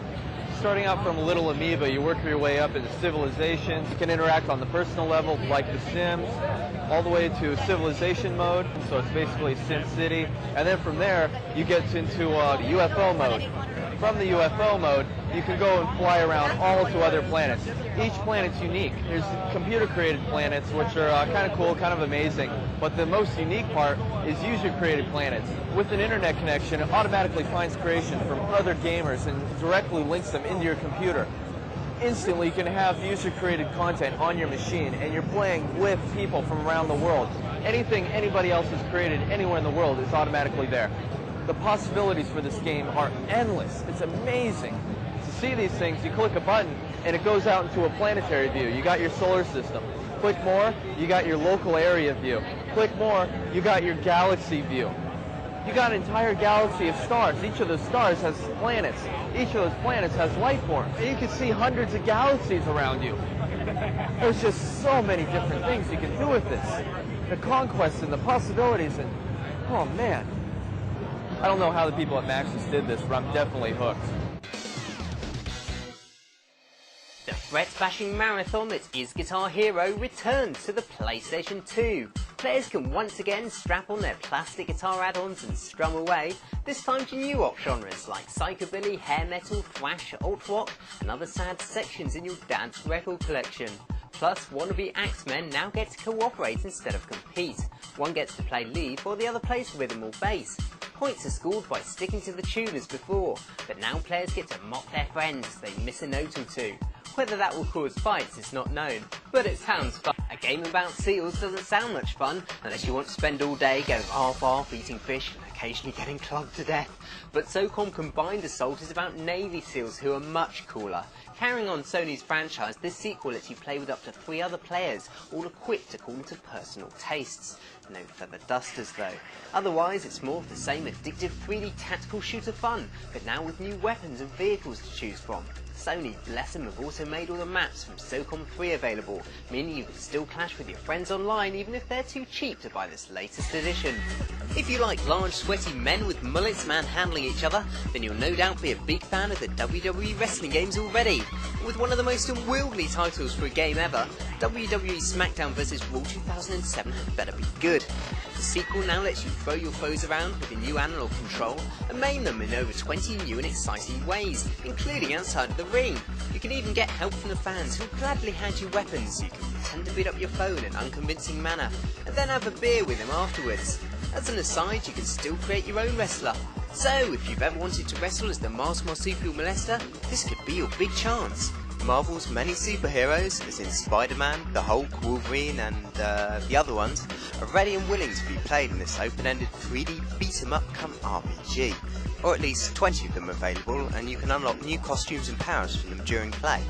In fact, the game, which lets you control up to 4 characters at once, is in effect a sequel to X-Men Legends 2, not least because it was developed by the same team at Raven Games. Perhaps the most interesting part of the game, though, is its open-endedness. Depending on the player's actions at different points of the game, its ending can vary wildly. Here, decisions count. Or at least, that's the idea. God of War 2 sees you play once again as Kratos from Greek mythology. This ex-Spartan warrior has now become a god of war and has to fight for control of his own fate. Games player Karina had been an avid fan of the original God of War, which combined gruesome combat, puzzle solving and platform action all within a dark and mythical setting. So we sent her over to the Sony stand to tell us all about this much anticipated sequel. I'm about to play God of War 2. I played the first one. Oh, it was great. I passed it. It was challenging, so can't wait until see how it is. I just finished playing God of War 2. Can't wait until I buy my own. It was exciting. They made a great job doing it. Same as the first one. It's a great game. It's everything in it. I mean, you can't just go into one thing. Everything. The character, the enemies, the fighting. The fighting is different. The moves, the magic is more powerful. There's more variety of moves. You can combine combos, and the enemies are harder to fight, and it takes longer to fight them. So it's just it's way different than the first one. It's a 3-headed dog attacked me, and you have to kill each head at a time before it kills you. So it just takes more strategy. Get away from the dog itself and then kill one head at a time. There's just new moves to learn. The second one has twice the amount of moves on it. The game itself is just very exciting.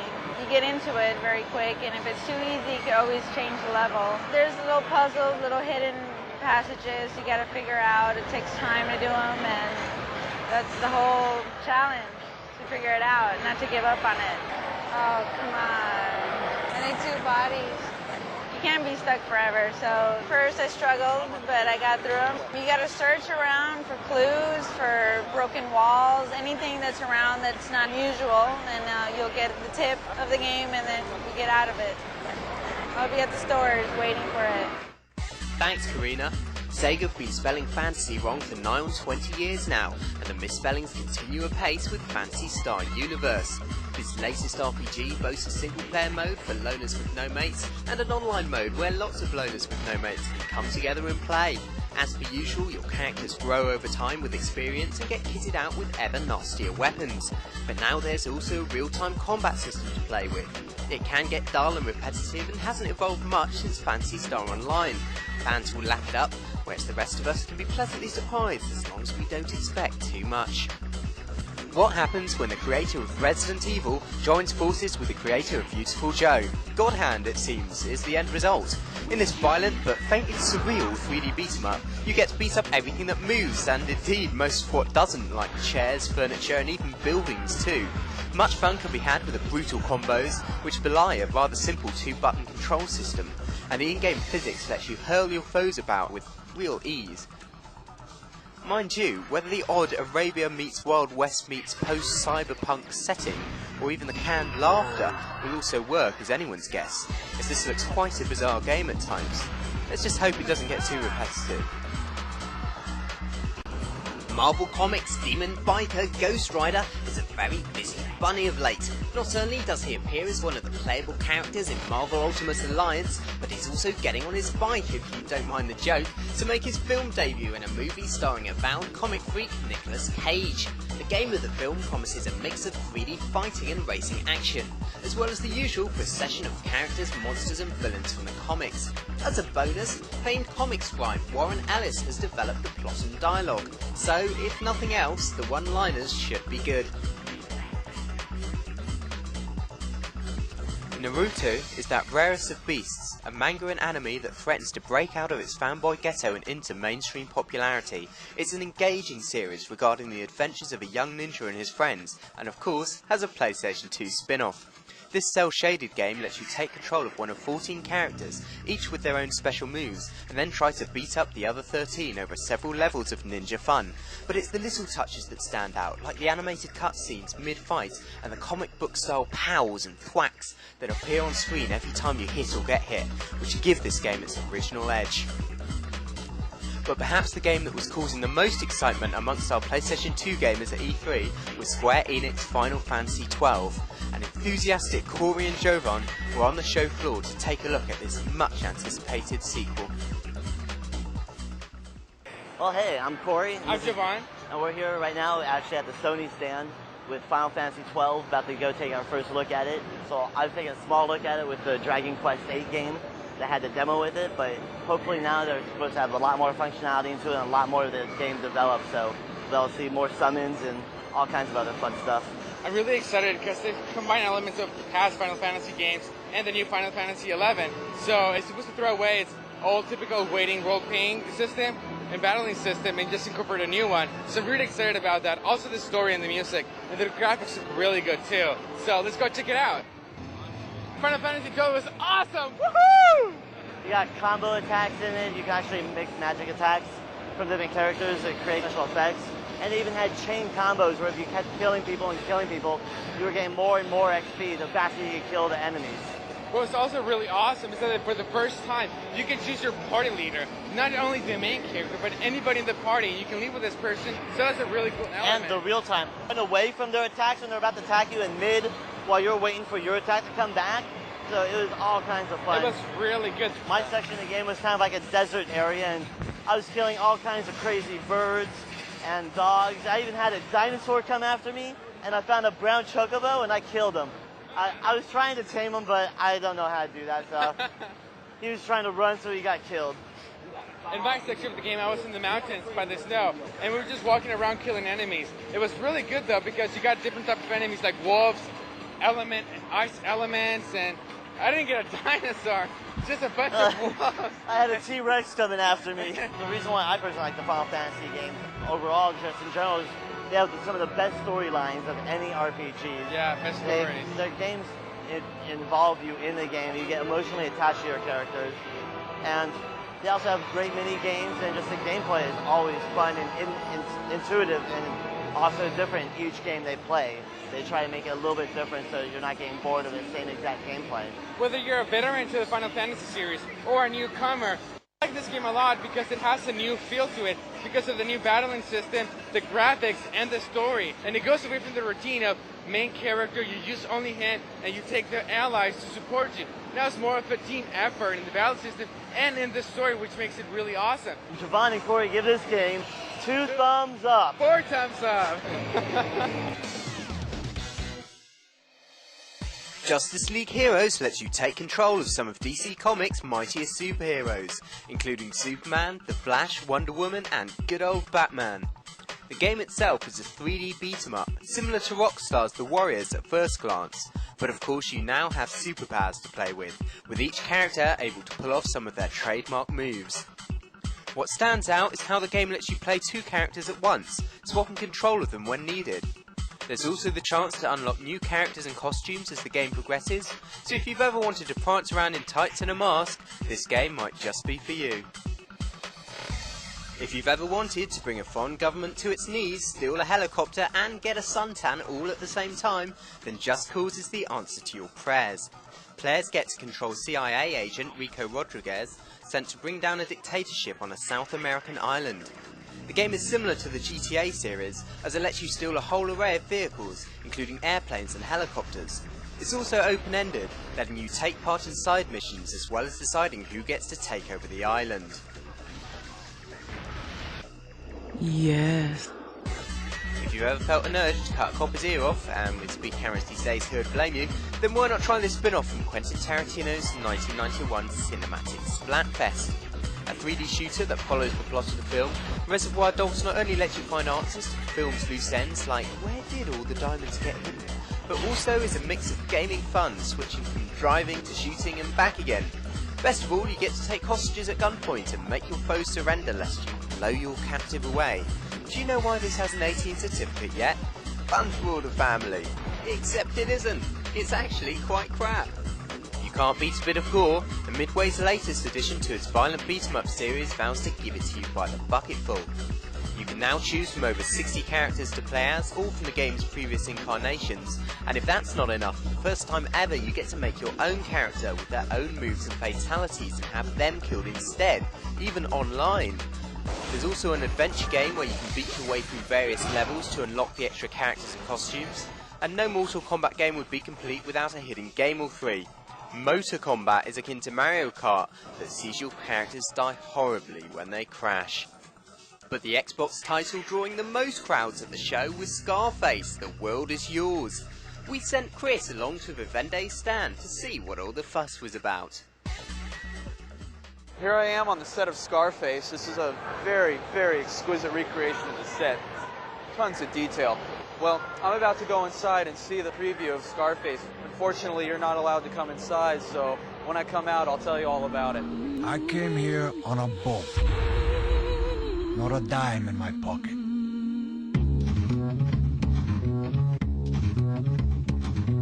Say hello to my little friend!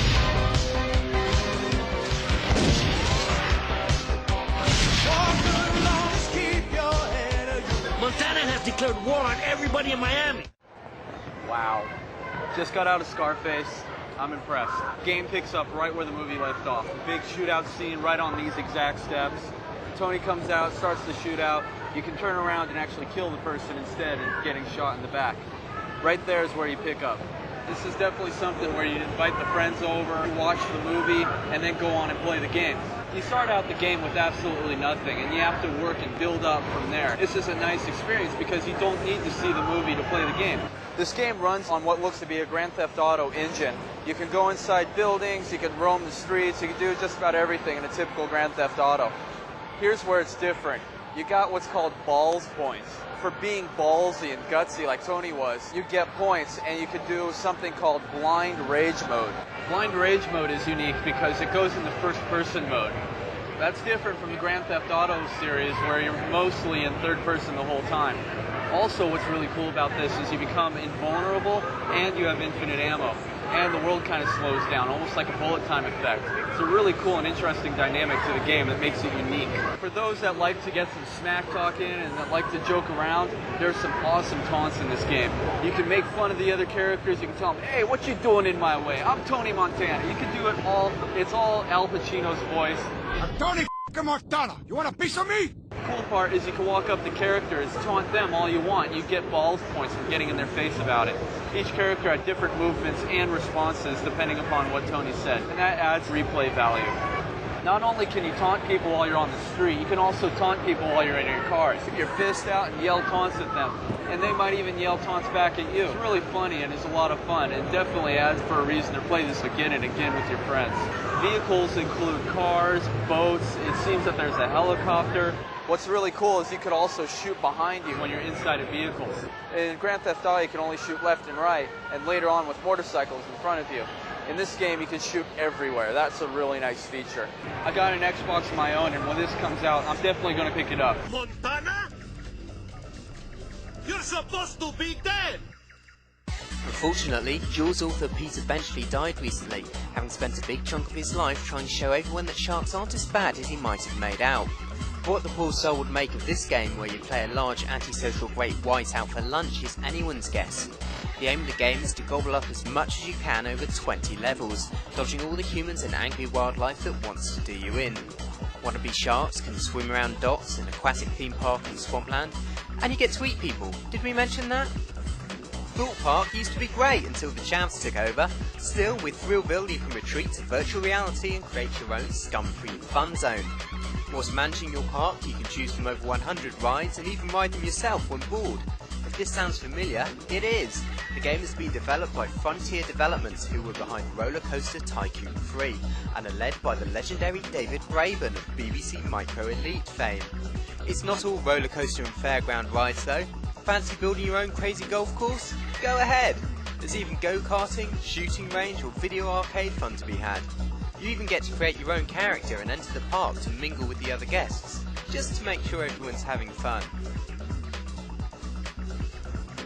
Spyro keeps dragging on, with this being the latest instalment in his cutesy 3D platform series. Fans may be interested to know that the emphasis is now on wasting the opposition rather than jumping around a lot. He can now gain special powers by seizing crystals, which let him breathe fire, fly, blast foes with electricity and eat sacrificial virgins. Well, maybe not the last one. All whilst trying to stop an evil black dragon from destroying the world and unfairly stereotyping the otherwise law-abiding dragon community. To sum up, the game has 8 levels and should, if you believe the developers, take 10 hours to complete. Rah! What does a large, hairy barbarian do after his slaughter and shagging career is over and he has a kingdom to run? Crom only knows, but in Age of Conan you get to find out what it's like to live during Conan's reign. Players start out as slaves and then have to fight their way up the career ladder over 20 levels. While at first glance this MMO seems to be yet another World of Warcraft clone for people with BO and no real friends, the game only lets you go online once you've progressed through a single player quest to develop your character. It's then up to you whether you continue alone or as part of the vast online community. The game's other new idea sees you able to target the limbs and heads of foes in combat, which will no doubt let the blood and vital organs fly. Or you could just join a guild.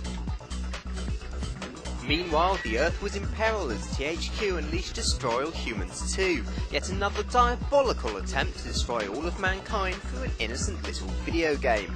We sent our wannabe alien Chris to investigate the carnage unleashed upon the fragile planet Earth.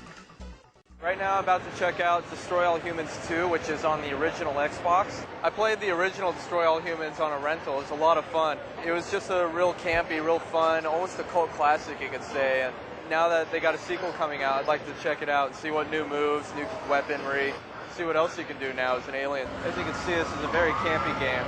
It's very done up graphics. It's a lot of fun. And at the end of the day, you're laughing and joking about it. Call in a meteor strike on them. There we go. That's a remote detonator. See the cop right there? Boom! That takes out a large crowd right there. Hold down X. Let's go for a disintegrator ray this time. Find them.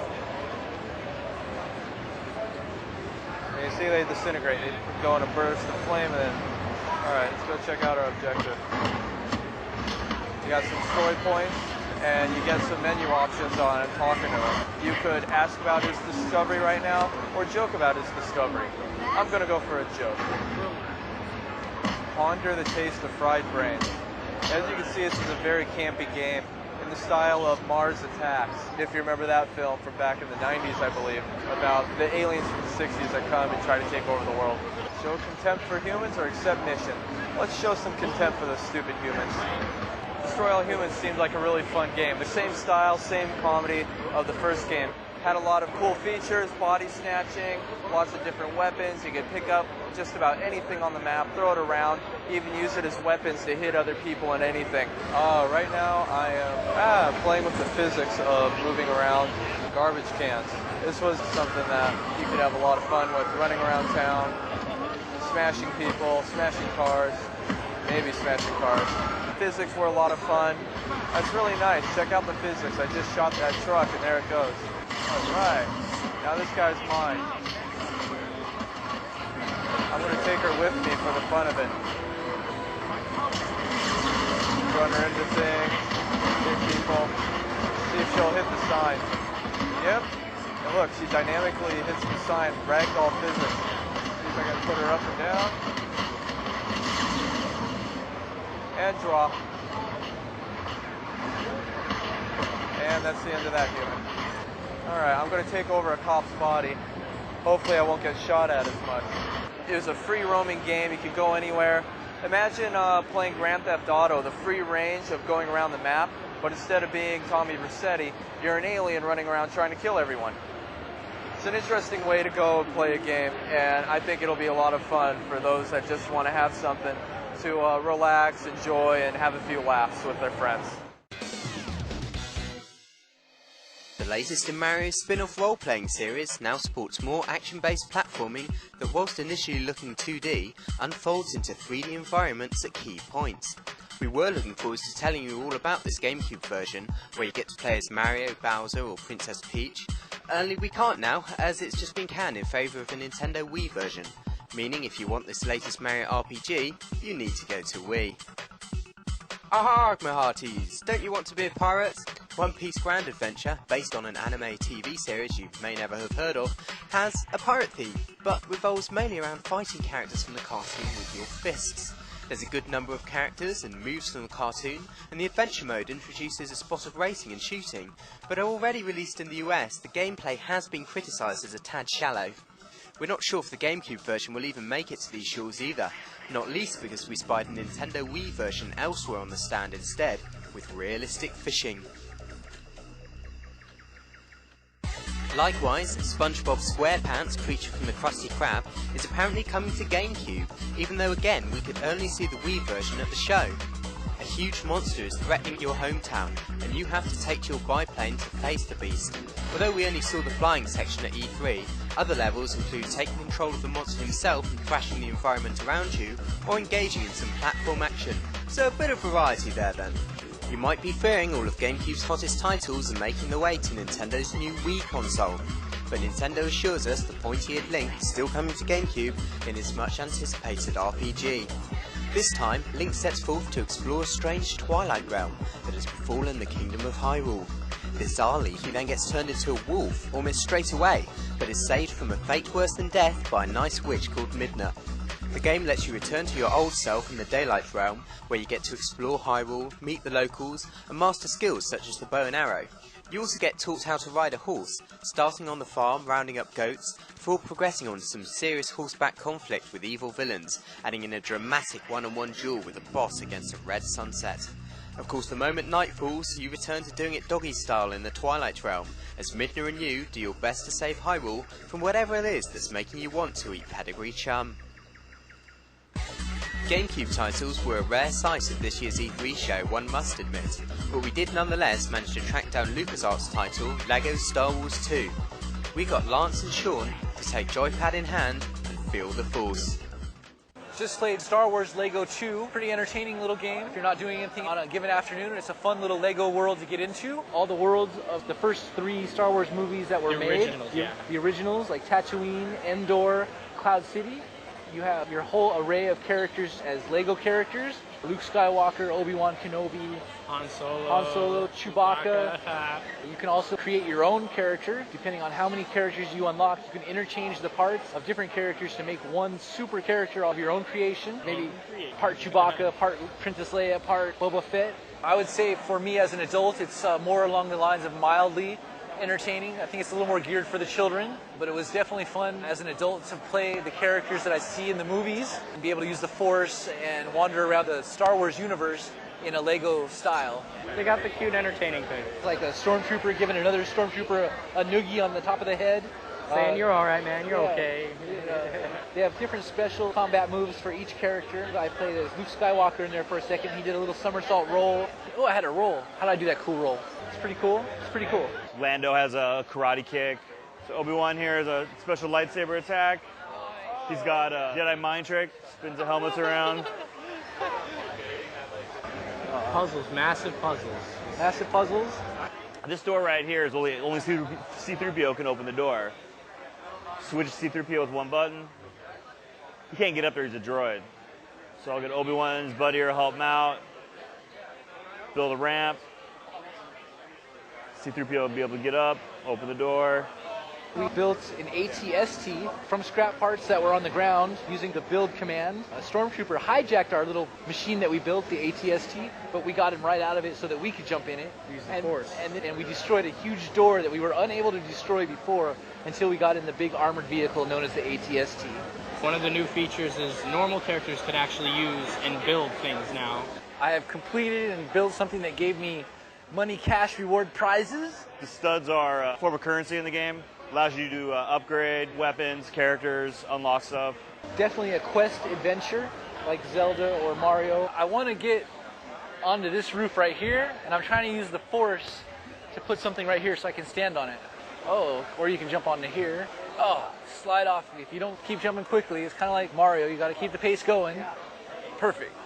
Only bounty hunters. So, do I have a bounty hunter in my squad? Not right now. Not right now. What's this glowing red? Can I do anything? Dark Force only. Wow, that's cool. A lot of good options on different stuff you can do with the different characters. Give you a reason to play certain characters. It's Darth Maul. I need a... Where's my Force people? Darn, I wanted to assemble the movie picture. I'm sure it was Darth Maul. It had the red and the black. A lot of puzzle solving. Probably not my greatest attribute here, as I like to strike and destroy and shoot stuff. Oh, the Millennium Falcon. The little Lego stormtroopers seem to be more proficient with laser weapons than myself. Pretty good little battle. Oh, and I just got blasted. I hack you, Lego stormtrooper. Do not upset the Wookiee. He will tear your arms off. Let's be Han Solo and up into the Lego Millennium Falcon. Another new feature is the vehicles. Instead of them being on a track, you can free roam anywhere you want. Started out with a little land speeder. You could roam around the whole city with it. It was pretty cool. What was the name of the creature that you could... Dewbacks? Dewbacks. Giant dewbacks look like big green lizards. You can take the stormtrooper out of the driver's seat, and you can jump in the driver's seat. You make it poo too. And you can make it. You can make the dewback poop on the ground. Oh, he's making a poo. Very important. It's not a Star Wars game if you can't have a dewback pooping. My favorite part would have to be that I could play as a Jedi, Obi-Wan Kenobi, with my lightsaber and with my little Force powers to put mind tricks on the stormtroopers and then disembowel them with my lightsaber, because that's always fun. Who doesn't enjoy disembowelments with lightsabers? I like being able to use the Force in my games. I'm going to use the Force on this stormtrooper right here, turn his head around and smash him. There's actually a lot more action in the little Lego game than I expected. Constant little gunfire from the little Lego stormtroopers. Dying massively. Yeah, definitely if you're a fan of the Star Wars universe, check it out, because it brings a whole new depth to the Star Wars universe. Yeah. So you'll see all your favorite characters and you'll be able to interact and be them and guide them on the Lego journey. If you're a parent and you have kids, definitely get this game for your child. It's a lot of fun, very good humored, nothing foul about it at all. Very, very cool, very cool. If I was younger, I would want to stay here all afternoon and play Star Wars Lego 2 in the afternoon. Definitely. Thanks, Lance. That wasn't the only LEGO game we saw at E3 though. Bionicle Heroes lets you take control of the LEGO action heroes in a lush 3D environment. This being LEGO, you get to shoot your foes, then use the bricks they're made from to upgrade your character and make him, her, it even harder. Levels can also be replayed after you've completed them, so you can access new areas you couldn't before. And this being Bionicle, there's also the ongoing allusions to Polynesian mythology, such as the Toa masks that grant special powers like flight, if you can get your blocky hands on them. Aloha, me old muckers! Spotty 14-year-olds with no girlfriends rejoice! Nubile crit warrior Lara Croft has returned and remains as pneumatic as ever. This time though, Eidos has told original developers Core to go forth and multiply, and have instead brought in Legacy of Kain creators Crystal Dynamics. Now the game has interactive backgrounds and a super advanced graphics engine. As for gameplay, Eidos promises a return to form for the series, putting the focus back on exploring ancient ruins and solving puzzles, yet still providing plenty of action and violence nonetheless, whether it's taking on enemies or falling to your peril after a mistimed jump. Not a game about chiropody, Happy Feet is in fact a spin-off game by Midway of the upcoming family film about tap dancing penguins, Trippy. The game is set in a 3D Antarctic environment where you can guide your waddling bird around, interacting with your fellow fish guzzlers. You can then take part in Dance Dance Revolution-esque button bashing as you try to get your penguin to strut its thang and look impressive. Whether this will be any fun is not yet known, as only the film's trailer was actually on show, but the film's producers, Warner Brothers, have threatened any games company that fouls up one of its licenses with dire consequences. So if the game is a dud, at least we can all laugh as Midway is slapped about viciously. Another instalment in the ongoing adventures of Sam Fisher. He's now hitting the Prozac after his daughter snuffed it, but still manages to infiltrate a criminal gang out to kill millions of people. The game claims to force you into making moral decisions, like whether you should slay one man to save many more, and it's the first time we've seen Sam Fisher as a double agent unmasked and working in broad daylight. But at its core, it's yet more of the same sneaky espionage that we all know and love. Barnyard is another spin-off game from yet another animated film.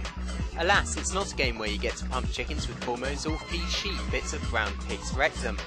Instead, the game lets you take control of a talking cow. His adventures are open-ended, with lots of non-linear missions and mini-games, and the option to squirt milk at enemies, as one does. You also get to build your own barnyard nightclub as the game progresses, as well as access to more quests and Easter eggs like artwork from the film, just in case you need an incentive to keep playing. Set during World War II, Castlevania Portrait of Ruin sees desperate and suffering souls decide to pass the time by helping two evil vampire sisters rebuild Dracula's castle. The job of our heroes, vampire hunter Jonathan Morris and magical Charlotte Orlean, is to stop them from creating this castle and giving a lot of sore necks to unsuspecting folks. The game stays true to its 2D heritage, but allows you to switch at any time between weapon-wielding Johnny and spell-casting Charlotte. Both of them can also summon demons or work together to pull off special combos, and as if that wasn't enough, you can even go online to play a special cooperative boss mode, get a high score, or buy and sell items in shop mode. Reminiscent of a Greenpeace protest with swords, Square's Children of Mana is the tale of a mana tree that needs saving after it was corrupted by evil. Naturally, this entails using the Sword of Mana to free a number of guardians from corruption by fighting them in dungeons.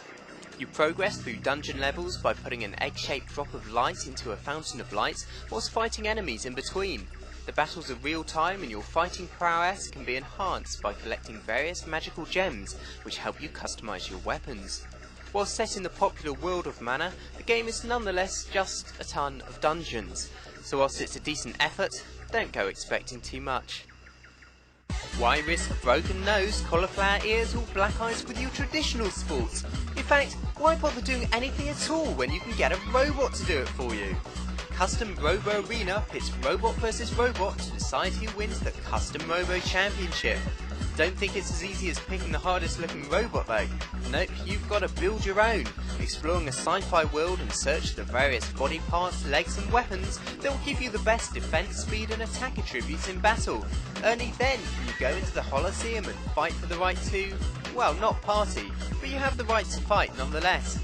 Got a score to settle against your friend? Challenge him or her to a two-player duel. Dedication isn't all you need, just a big fighting robot. Not all government employees are stiff bureaucratic killjoys. In Elite Beat Agents, Commander Khan dispatches his men in suits to save the day by dancing. A wacky story describing someone's problem is told on the top screen, and on the bottom screen you tap along to the rhythm of one of 19 songs, including Madonna's Material Girl, the Jackson 5's ABC, and even the Village People's YMCA. Depending on how well you do, the outcome of the story is affected. So DJ, play your funky tunes, and for the sake of the people out there, you'd better get down tonight. In Yoshi's Island 2, baby Luigi has been kidnapped, and it's up to Yoshi to save the day. As if that wasn't enough, Yoshi has to babysit baby Mario, Peach, Donkey Kong and Wario along the way. It sure isn't easy being the green one. Fortunately, the babies bring with them unique powers, such as Mario's speed, Donkey Kong's strength, Peach's flight and Wario's unique magnetism. Yoshi still gobbles his enemies, either spitting them out or turning them into eggs to throw later, so this is very much classic Yoshi action, and the official sequel to his Super Nintendo adventure. But the game our gamers were most excited about was Zelda Phantom Hourglass. We got Ryan and Corey to check out the single and multiplayer modes, respectively.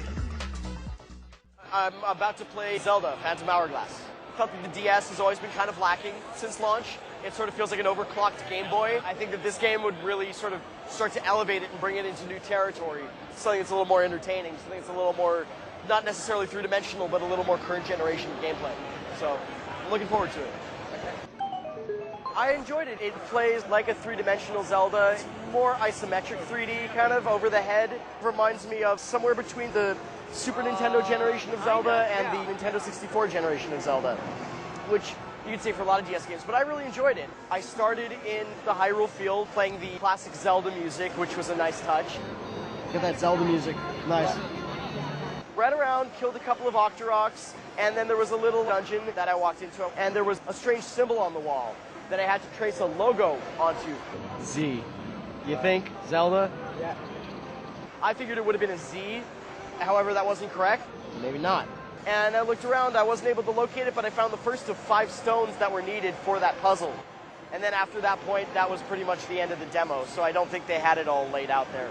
I like it. I do feel a bit strange not holding the controller in my hands and using the buttons. However, using the stylus, use the stylus to move as well as attack. You want to attack a monster, you double click them. You want to talk to a non-player character, you tap on the character, you do a little double tap. So it sort of has a PC point and click kind of feel as well, which I thought was cool. It's a nice touch for Zelda. They said it comes out the 4th quarter. I definitely want to pick it up. You know, I was already sold on the concept of getting it before I came here, now I'm just more convinced. Right now we're here to see the new Zelda game. Actually, I'm going to be checking out the multiplayer aspect of this game through the Wi-Fi action. I'm going to be playing this guy right here. And, well, we're going to see how fun this is going to be. I just got done playing the multiplayer. Played Link trying to take Pizza Triforce from 3 of the Goblin Guards. On the top map, you can kind of see where he's going. And on the bottom, you kind of follow basically the ferry that's in front of him. You had a little ferry to show where your character was, and you moved a little bit forward when you're playing as Link to move around. Then you switch over and you're playing as a Goblin with a sword. And when you're playing as a Goblin Guard, you're drawing little lines on the map trying to stop Link getting from the Pizza Triforce or from stealing yours if he's trying to steal yours. You have 3 goblins to control all at the same time. Almost like an RTS kind of feel, because you can only see Link when you're actually kind of close to him, and just try and guess on where in the map they're going to be. When he picks up one of the pieces, he moves a lot slower. So your goblin guys, the person who's playing against them, have a better chance of being able to catch up to him. And if they catch him, they swipe him with his sword. Dude, that's by the skin of my... Ah! Man, he snuck up on me. Then it swaps around, so then you're Link trying to take the crystals from them, and they're playing as the goblin guys, and it goes on for about 5 minutes, and whoever has the most points after 5 minutes wins. I personally came up winning. Yeah, won! You have to bring the Triforces back to your home base, and then you get points for it. You can even have all the fun sneakiness of stealing your friend's Triforces once they got it. Question, can you steal ones from him? I don't know, why don't you try it? I'm going. Stole one of his coins, which is what put me on top. So you can take points away from people, and it's all kinds of fun. And like I said, I won, which made it even better. But yeah, I'd definitely buy this game when it came out. Thanks, Corey. Meanwhile, Square was showing off Final Fantasy III, a conversion of the NES classic that's never been released in the West before. Oh, we've had Final Fantasy III for the SNES, but that was just Final Fantasy VI renamed. Confused? It's simple, really. An old NES game given a 3D overhaul, the battle system tweaked, a new crystal to find and dungeon to play through, and hey presto, a Final Fantasy game none of us Westerners have played before. A top effort that makes excellent use of the touchscreen and even uses Wi-Fi for in-game mail. This Dragon Quest spin-off sees Slime Monster Rocket having to save the slimes of Slimenia from the cartel called the Plob. Having rescued a slime at a time by bouncing, stretching and floating your way through adventure levels, they assist you in end-of-level tank fights, even able to be launched as cannons for comic effect. Customise your tanks with weapons and items and see both inside and out with the help of dual screens.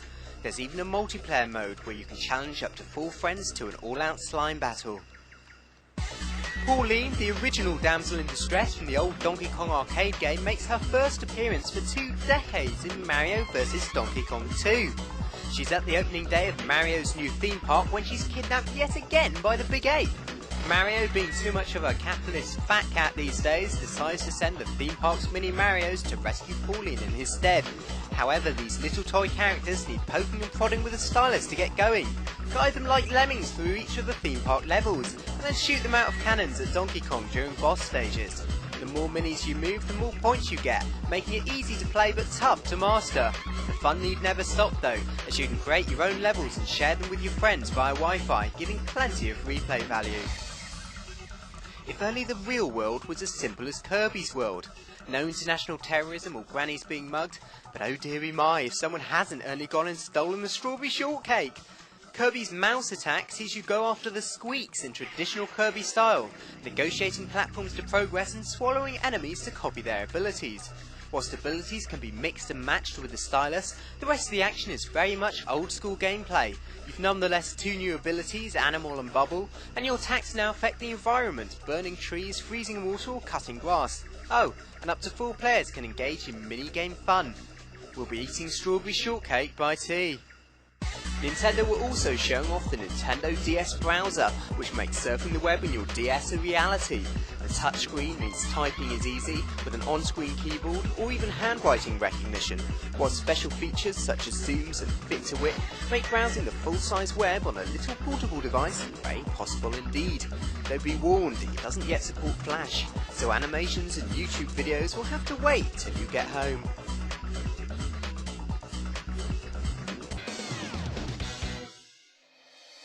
Pokemon Mystery Blue may be a Pokemon debut on DS, but there's also a Red edition for the humble Game Boy. Alas, this isn't the next big Pokemon game everyone's been waiting for, but rather a random dungeon generator with a Pokemon franchise tagged on. Instead of training or trading Pokemon, you're now part of a rescue team rescuing various Pokemon by battling through a series of dungeons that, despite rather bland graphics, promise to be different each time. It's a decent game, but not a classic. If you're a Pokemon fan, you may still dig it, but try not to expect too much. Meanwhile, Square announced 2 new Final Fantasy remakes for Game Boy Advance, Final Fantasy V Advance and Final Fantasy VI Advance. Both have had a graphical overhaul specifically designed to make full use of the GBA, with new sprites and improved backgrounds. Final Fantasy V has a new dungeon and extra classes, also known as jobs, and it's the first time since Final Fantasy Anthology that this game has been released in the West. Final Fantasy VI, however, was released in America on Super Nintendo as Final Fantasy III, and is already known to be a cult classic. Now you'll be able to play both on the go. Lucky you. Already doing its cute yet cool thing on the home consoles, we caught LEGO Star Wars 2 doing the rounds on the portable Game Boy Advance. Adopting an isometric 3D viewpoint, the game nonetheless lives up to the high standards set by the console versions. The only slight drawback is that this version doesn't have a multiplayer mode nor allow for custom characters. It still gives you 36 characters to choose from though, most of which are unlocked during play, so despite the story mode being short-lived, the free play mode lasts longer as you unlock extras across the game's 16 levels. Different characters have different abilities for solving different puzzles, whilst the shooting action is thick and fast, and you also get to man vehicles including the Millennium Falcon. Definitely a solid title for Nintendo's little portable. How surprised were we to see the Bible game? Playing as Billy or Jenny, you go through 6 levels to get 6 parts of armour from 6 churches. Yes, 666, before having to defeat a final boss. It may sound exciting, but it's not. The main redeeming feature is the Bible trivia questions that have to be answered to progress, but even then some of the trivia is flawed too. If you fancy walking around bland levels jumping on spiders, then this may do it for you. If you're looking for something to make Bible reading fun, however, you'd best look elsewhere. Capcom's Classics Mini-Mix was also announced at E3. Alas, we're still waiting to hear if it'll reach European shops, but the American release sees Mighty Final Fight, Strider and Bionic Commando all on one cart. These are classic NES games, so don't go expecting Super NES graphics. Nonetheless, Mighty Final Fight is about walking sideways and fighting, Bionic Commando sees you use a bionic arm to negotiate platforms instead of just jumping, while Strider is a classic arcade affair, although the NES version was different from the arcade original, with an added adventure element, albeit less impressive visuals. What this 3-in-1 bundle lacks in graphics though, it makes up for in value.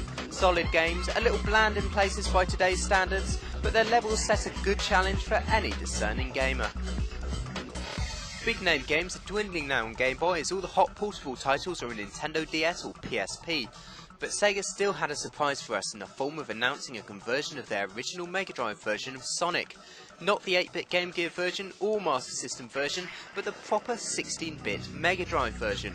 While some may see this as money for old rope, the original Sonic is perhaps one of the best loved episodes of the Blue One's adventures. Now you can play the game that started it all on the move. Alas, the rest of E3's Game Boy games were made up of budget or licensed titles, such as those from the Sega Digital. Princess Natasha, Student Secret Agent, is the game of the cartoon that sees you fighting robots with flying kicks or special weapons. Monster Trucks Mayhem looks like a mini RC Pro-Am, whilst ATV Thunder Ridge Riders put you on quad bikes. But with Zoo's Harlem Globetrotters and Rock'em Sock'em both getting lousy scores in the gaming press, we don't really want to build your hopes up too high for these offerings. Rather, the Game Boy title our gamers really wanted to see was SNK's classic platform shooter Metal Slug. However, as Dan was to discover, the game of the show was still very much a work in progress at the time. We came here to play Metal Slug for the Game Boy Advance, but it's in very early development stages. There's no AI, some control issues, like as you can see I cannot shoot downward, and my score increases without actually killing anything. But the best thing about it is completing the mission, just pressing select and start. We did the infamous code up, down, down, left, right, A, B, start, and look what happens. You don't get hurt. It's the famous Konami code. The first Metal Slug was great. Played in the arcade, dropped around $10 just trying to beat it. I'm actually a big fan of SNK. I love the King of Fighters franchise. I like the Metal Slug franchise, but I don't know about this. It's one that's full of bugs, but that doesn't necessarily make it a bad game. It's barely in its early development stages. So the game is still in early development. You know, if you're a fan of the fast-paced shooter that Metal Slug is known as, you would find it a worthy addition to your library. I would get a Game Boy just to play Metal Slug. You remember all those days going to the arcade or going places and you see a Metal Slug, you just can't stop. The SNK machines over here got Bust a Move, Metal Slug, and some fighting game. Bust a Move and Metal Slug were the ones where I was spending all my quarters.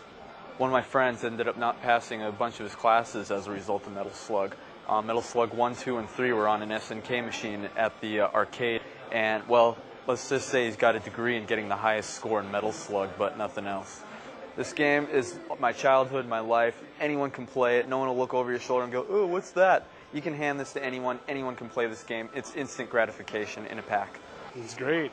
When you're on those long train rides, those long airline flights, break out your Game Boy Advance and Metal Slug. Can't go wrong with that.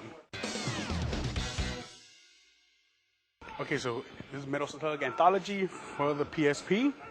We have the original Metal Slug 2, Metal Slug 3, Metal Slug 4, Metal Slug 5, Metal Slug X. And since we had some technical difficulties with the Game Boy Advance version, we're going to play the original Metal Slug that's coming out on Game Boy Advance on the PSP. Although this Metal Slug doesn't incorporate the analog stick, the directional pad still has a good response to moving around the environment.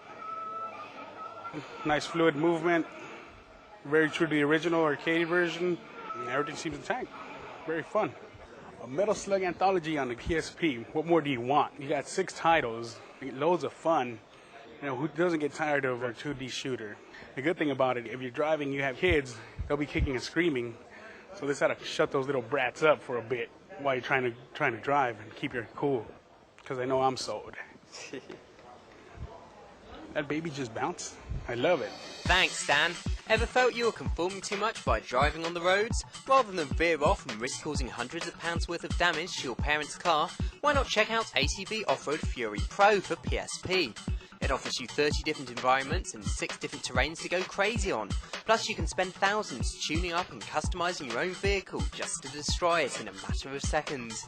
Cross-connect with ATV Off-Road Fury 4 on PlayStation 2 and trade vehicles or share circuits you've created in the track editor.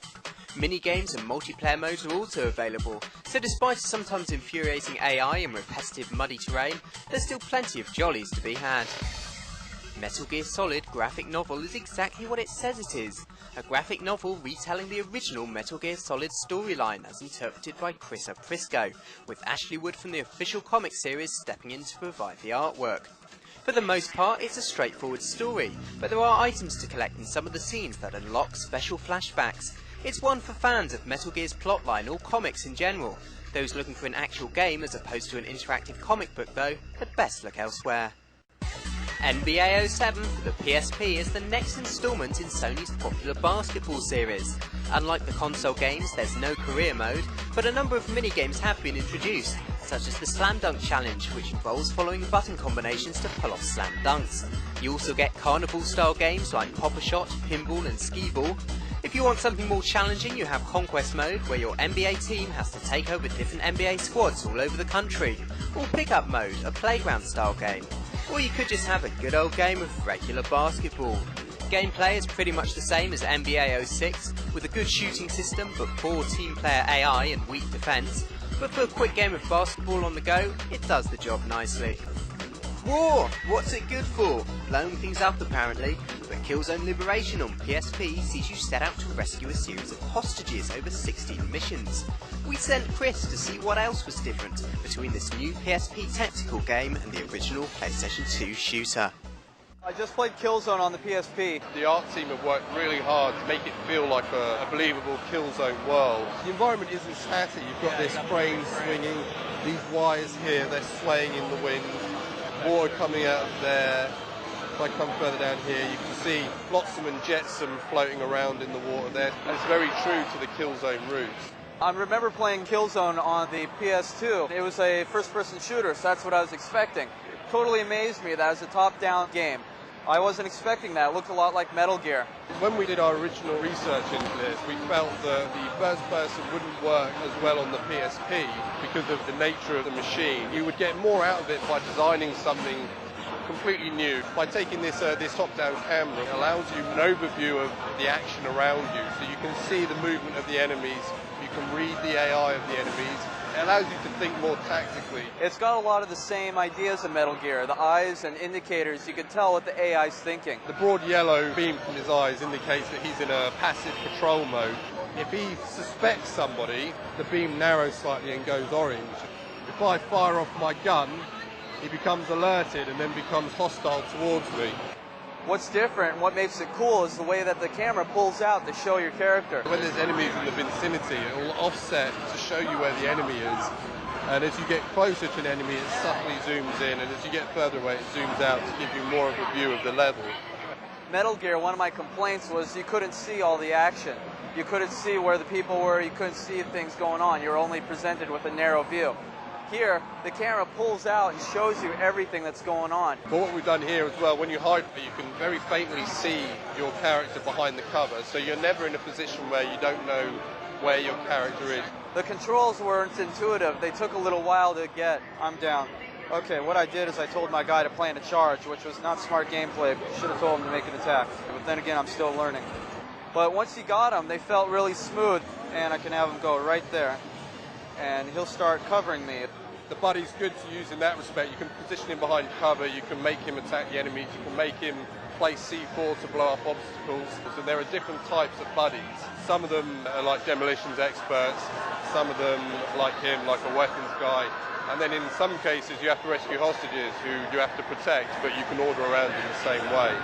We're doing this to try and allow people to experience kind of a co-op gameplay, but without having to play with another person. First time through is a little difficult, but after going through a few times, getting killed and learning, I was able to master the controls. Wasn't able to master the game quite yet, but at least I have the basics down.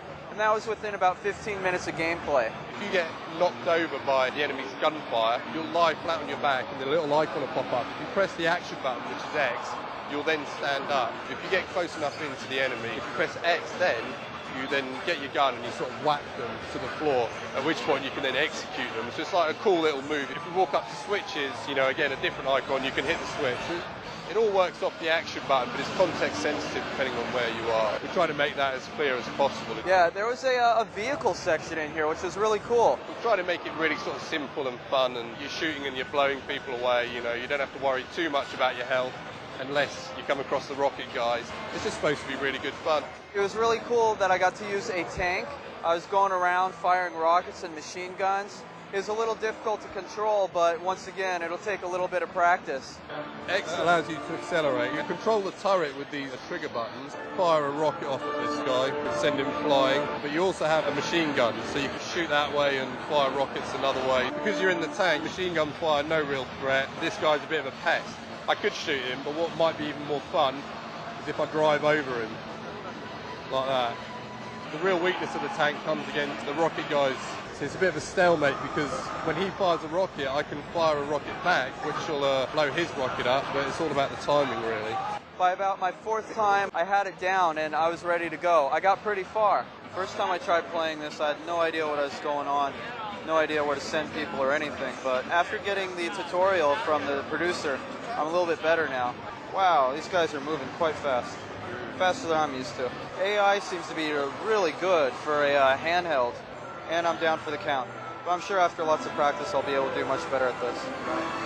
Overall, it was an interesting experience. I'll definitely talk about it. It was a little frustrating at the beginning, but once I knew what I was doing, it became quite fun, and I was thinking less about what button to push and how to take out the AI and control my character. We can launch like a two-pronged attack to stop the AI from flanking you, because the AI on this game is quite clever. And they'll try and find ways to get round you and take you from behind. It can be quite sort of frantic. It's a game where if you keep playing and really persist at it, it can be quite rewarding and quite fun. It's a bit challenging in the beginning, but the fun and enjoyment increases the more you go on to play. Thanks, Chris. Sonic sure can run, and in Sonic Rivals you start off racing against Knuckles in a friendly competition. But it's not long before others join in and you find yourself in a race with your rivals. But don't panic, you can take advantage of boost moves and shove fellow racers out of the way in your bid to be the first over the finish line. Each character has a different story to tell, so you race through different courses depending on who you choose, and the levels play like old 2D Sonic levels with 3D presentation. Race against the machine in one player, or take on your friends in multiplayer mode. There's even a reward system to improve your character's performance, so racers, start your hedgehogs. Another game we caught doing the rounds on PSP was the beat-em-up Legend of the Dragon. Based on the Chinese zodiac, each character wears a wristband that allows them to harness the powers of their zodiac sign, and unleash special magic and spells accordingly. When not harnessing such magic, each of the 24 characters pulls a different combat style to master, and as well as 2-player action, team battles and tag battles, there's also a 1-player quest mode. Will it be any good? Heavens knows. Hot on the heels of the blockbuster movie comes Superman Returns for PSP. Now you can be the superhuman flying machine who goes around fighting evil in his mum's tights and red pants.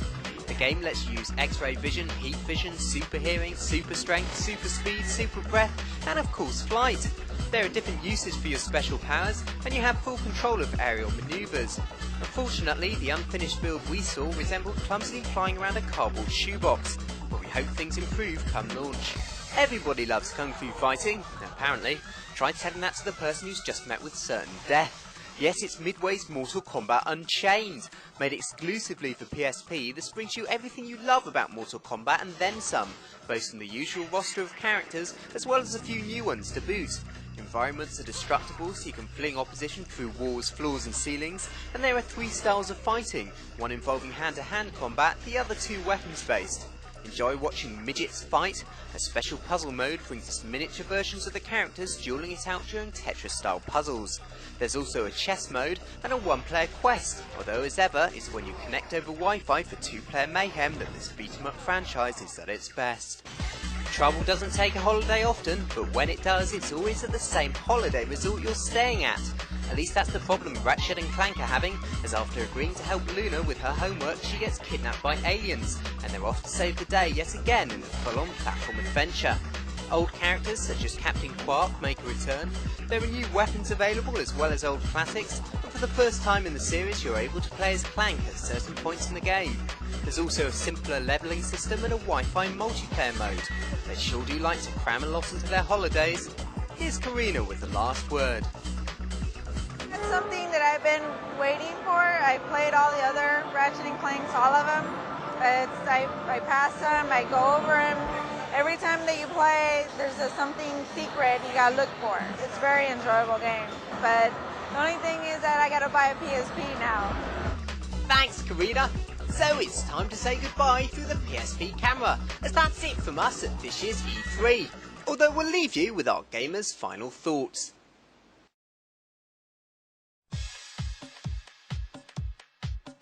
The first thing I put my hands on was a PS3, and I wouldn't let it down ever since. Greatest thing I've played so far at E3. I got to play some great games like Warhawk. I got to play Heavenly Blade. Graphics are beautiful. Gran Turismo HD is a very promising game also. I got to see the trailer for Sega Rally.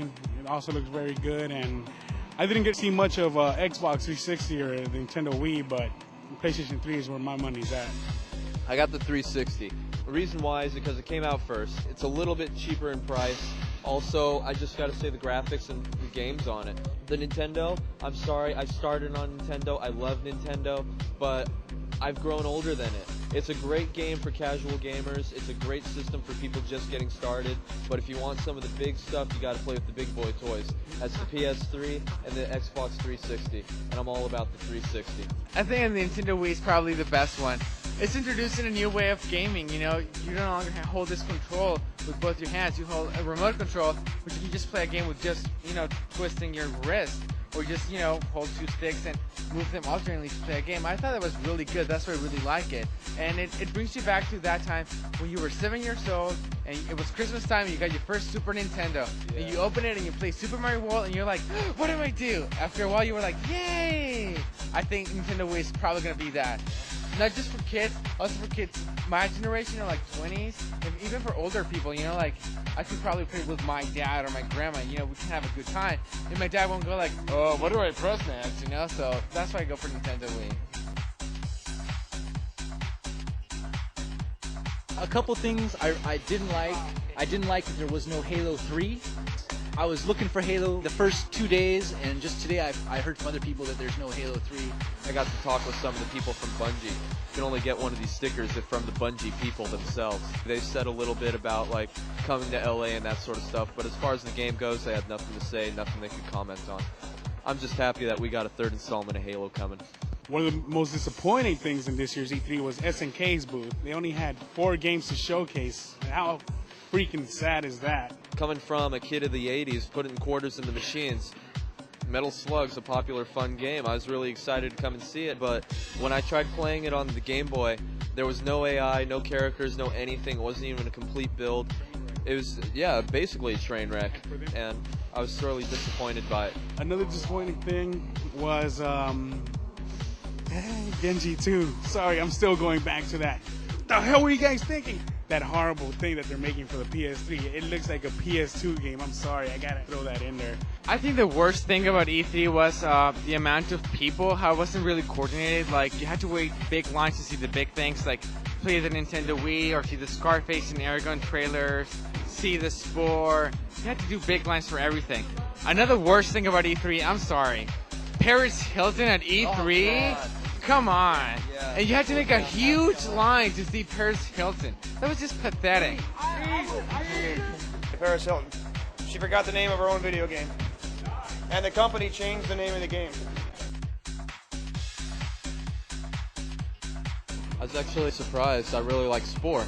I was expecting to fall in love with a first-person shooter, and I saw a bunch of them and I really liked them. But Spore was the one that really surprised me the most. You can create just about anything. You can use basically the same tools as Pixar. It's just the possibilities are endless with Spore, it seems. I got to check out the new Nintendo Wii. I really liked it, even though the graphics are not as good as probably a PlayStation 3 or Xbox 360. The new control system really brings the gaming experience to a whole new level, so I really liked it. I also liked the Final Fantasy games and the Naruto games. Yeah! Stranglehold was pretty cool. Loved it. It looked more like Max Payne, but like a bit higher in expectation than I thought it would be. And Unreal is just massive. I didn't even know what was going on. And then I got to see World of Warcraft. Awesome. Thank you. I am a geek. Blizzard. All right. From the get-go, got to walk in and got to play Mortal Kombat Armageddon. Pretty happy. Tons of characters to play. A little bit unhappy with how they changed the gameplay from 3 styles down to 2 styles. But I think I'll get over it once I unlock all the special characters.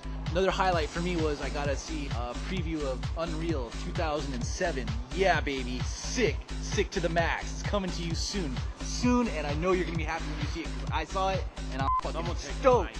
The other 2 games that also stick out in my mind were Guitar Heroes 2, which is really fun. You get to play a couple of classical songs on there, and another game that I like too. And you know, me and the cameraman Steve, we were supposed to do it, but we didn't get a chance to do it. Is SingStar.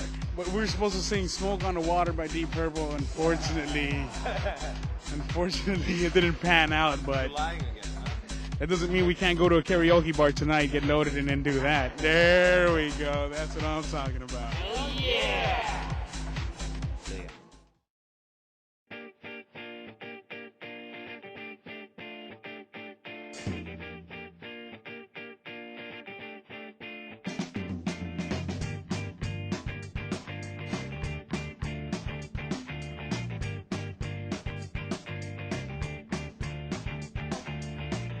I don't want to spoil the party. I don't want to spoil the fun. I don't want to think about tomorrow. We'll take it as it comes. I don't need no weather forecast. For today we got the sun. I don't know if it will rain tomorrow. We'll take it as it comes. Will this feeling last forever? I don't know. Take it as it comes. Will we always be together? I don't know. Take it as it comes. I don't need no fortune teller. I don't need no crystal ball. I don't want to look around the corner. We'll take it as it comes. Will this feeling last forever? I don't know. Take it as it comes. Will we always be together? I don't know. Take it as it comes.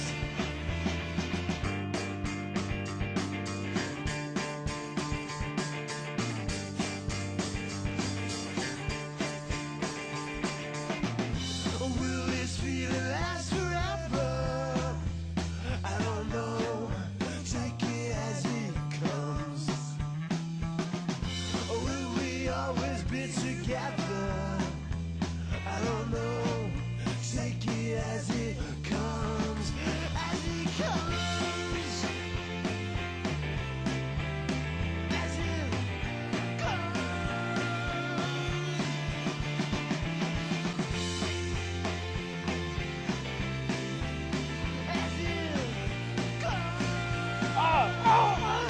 Coffee's not good for you. Woo! Dirty perv.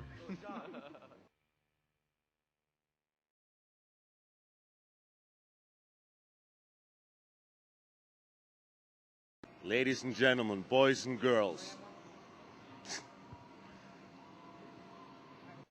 Stealing your friend's Triforces once they got it, and a lot like single player. I'm going to cut you off that. So did I cut you off? Huh? Yeah. Yeah, I think so. That's why. Okay. Coffee's not good for you. Hey, what do you want? It's my microphone now. Are you ready to give the mic up? No. Give it back. Give it back. Thank you, Jeremy.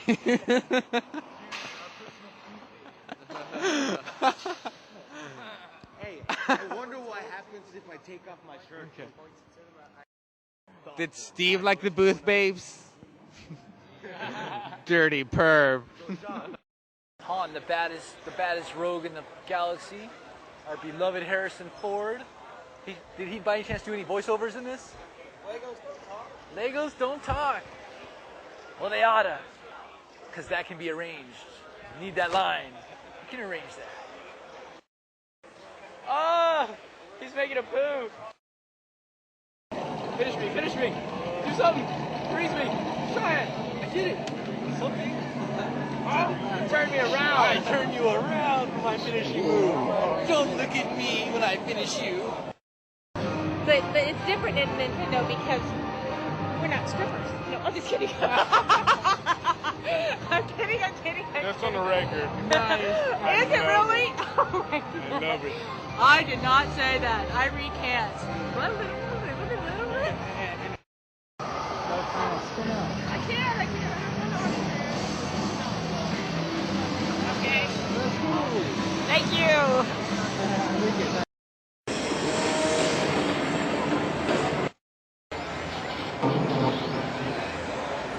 Oh crap! Sonic got too excited. People crying, baby, baby, please.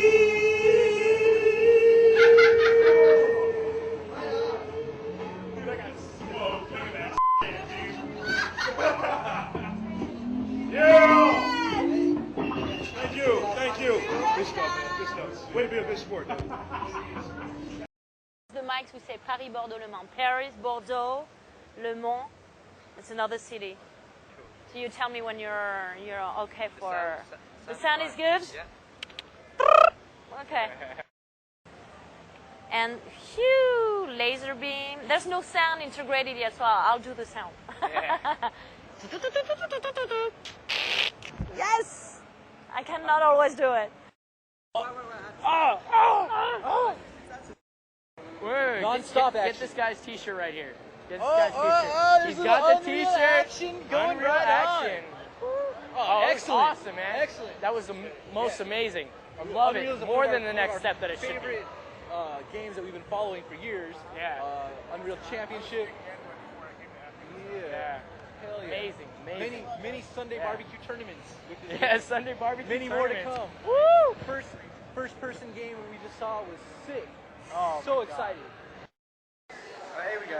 3, 2, 1. Oh, that was weird. My career in acting is not actually. I'll stick to journalism. Okay, so. Hey, I want that ball. Go get that ball. No, I had my eye on it. What the hell's your problem? God damn it. What you running after? That's it. We're dueling. The hell was that? Oh no. No. Like that. Oh, and another good game, Soul Calibur 3. That's the Conan sword. We got the PS3, the 360, and the Wii. Okay, we got. Okay, let's see. Find out more about the Wii and see what there is about that. I know all the jokes have been used up for that one, so. My first E3, what did I think of it? Booth Babe Wise. Come on, I'm 18 now. What do you guys think? I don't have to explain it. Rainbow, yeah, we were watching Rainbow Six Vegas, the Vegas Rainbow Six, and we had such a hard time. Me and Lance here, we had such a hard time, like actually being able to even pay attention to the game. We're like watching the screen, and all of a sudden, Booth Bay moves, and we're like, what happened? What happened to the game? Ladies and gentlemen, you would not believe who I just found. It's Waldo. So how are you liking this E3, Waldo? Oh man, it's great. I mean, the first game I played was the Warhawk game for PlayStation 3, and I mean, it takes a few seconds to get used to moving that controller around, but once you do it, it's good. I don't know why people keep making a big deal, taking pictures of me and stuff, so I guess they're all excited they found me. Everyone's always wanted to find Waldo. Yeah. There you go. All you need now is just get the glasses down and you're set. Yeah, I know. Good afternoon and welcome to the annual Sony Computer Entertainment E3 press conference. Next, it was behind closed doors for a secret showing of Sega Rally on PlayStation 3. So we've just been backstage right now, and we got a glimpse of Sega Rally coming out for the PS3, Xbox 360, and for the PC. We're showing this on PlayStation 3, running on PlayStation 3 hardware. The engine looks really, very good. The car's actually self-shadowing now, so we've got shadows actually cast off the car onto itself. We've got lovely reflection maps. The paintwork is reflecting as you would expect it to reflect. The tyres are not, as are the plastic bits. They're behaving, again, exactly as you'd expect. We have 3 cars to choose from, all with their own different handling characteristics. The way the tires eat up the road, it's very impressive. What we've tried to do here is create a surface that erodes and wears just as you would expect it to wear in real life. The idea behind that is that you're wearing the top surface away to give you a bottom surface, a different surface which is going to have completely different characteristics. So you're going to have different car behaviour on those top and bottom surfaces, as well as actually having a groove in the road that the car physics is going to have to handle over. When the gravel car was used, it would tear up the turf even more and leaving bigger grooves within the track. We've got a mud car. It's a heavy car. It's not going to be as quick. The advantage is that over an off-road environment, it's going to be much, much better. It's going to churn the track up much quicker than the gravel car. The final one then is this tarmac variant. It's hardly eroding the track at all. If the track surface is smooth, if it's flat, you get great performance out of this car. If it's really rough and broken up, you're going to struggle. You're going to look for the lines around the corners that are smoother, because those are the sort of lines you're going to want to take in this car. That incorporates into the gameplay because you can see the car's suspension and tires react differently to that. First lap of the race, the track's going to be quite clean. Second lap, you're going to have these grooves starting to emerge. By the time you're into the third lap, you've got the track surface has changed significantly from the first time you raced it. I think there's some really interesting gameplay possibilities here. You've got effectively a changing track environment every single lap of the race. The engine looks like it's been rebuilt from the ground up. When we saw the whole video of these cars just going down the track, you see like chunks of the gravel just ricochet off the track, and you see huge clouds of dust, and it never loses its frame rate. Very, very fluid, very smooth, very impressive. We've talked a lot about there being an advantage to being in front in that you've got a clear view. But obviously it's going to be more difficult because you're carving the road up, whereas the guys behind you are driving in your tracks, which makes it easier for them, except for the fact that they've got all this stuff kicking up in their face. So you've got some real nice gameplay trade-offs that we can do. There was a little cameo in there too, of Sonic off in the cabin fishing. Like after 15 years, he's probably just taking in the retirement break. Split screen is going to be very important for us. We're looking at full online support as well, and a really quite a broad number of bonus vehicles, things like dune buggies and 4x4s, and you know some slightly wacky off-the-wall stuff that I think will be quite fun to play in this sort of environment. PS3 owners will be hard-pressed to choose between Sega Rally and Gran Turismo because they both look very, very beautiful. And Sega Rally, a good thing that goes for it, it might be traditionally an arcade game, but the improved physics and engine, I think, would definitely give Gran Turismo a run for its money, even though Gran Turismo is more of a simulating game, driving game. Sega Rally has really evolved throughout the ages, and so far what we've seen looks very promising. First of all, I'm setting what it's going to eat in the game, whether it's going to be a carnivore, herbivore, or omnivore. I'll give it a little bit larger. I'm going to make it narrow and make it a little shorter as well. There we go. Really with these editors, what I wanted is I wanted in a few simple clicks for the average player to roughly be able to replicate what takes a Pixar artist weeks of work to do. So in about a minute, I have a fully modeled creature here. And now I might want to take it into the paint phase. Now typically, you know, in any type of computer-generated characters, it takes a texture artist maybe a couple days to paint and texture a creature like this. But we basically taught the computer to do that as well. All I have to do as the player is pick a color, and then each one of these represents a different procedural texture script that understands things like, you know, where the light's coming from, where the back is, how it should be shaded, how stripes should flow down limbs and onto parts. And so they run in a few milliseconds, you know, replacing what a texture artist would take, you know, several days to do. Now I've basically picked a base layer here. I can also overlay these things. I can say on top of that base layer, I want to do some stripes. And so these are different algorithms for different stripe patterns that are mapped to the creature. And I can kind of go through those very rapidly. And again, you know, in a few clicks and about a minute, you know, I've got a fully textured, fully modeled creature.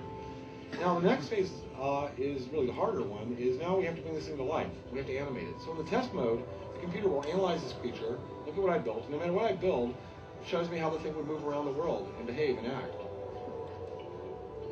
How it might sound. How it fights.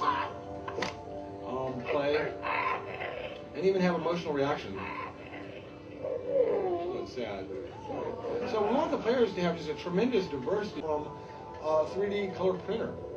And so they came out like that, out of the printer, all colored and modeled. And it's like living in the future. It's like we're having a replicator. It's really cool. Everybody should have one.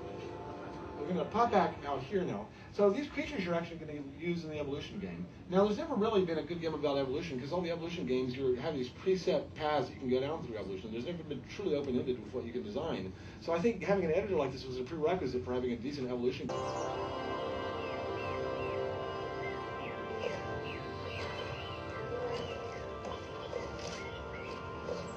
Now, I'm playing one individual in this game. This is my guy. He's kind of goofy looking. And I'm controlling him directly with the mouse or keyboard. And I can control him third person or first person.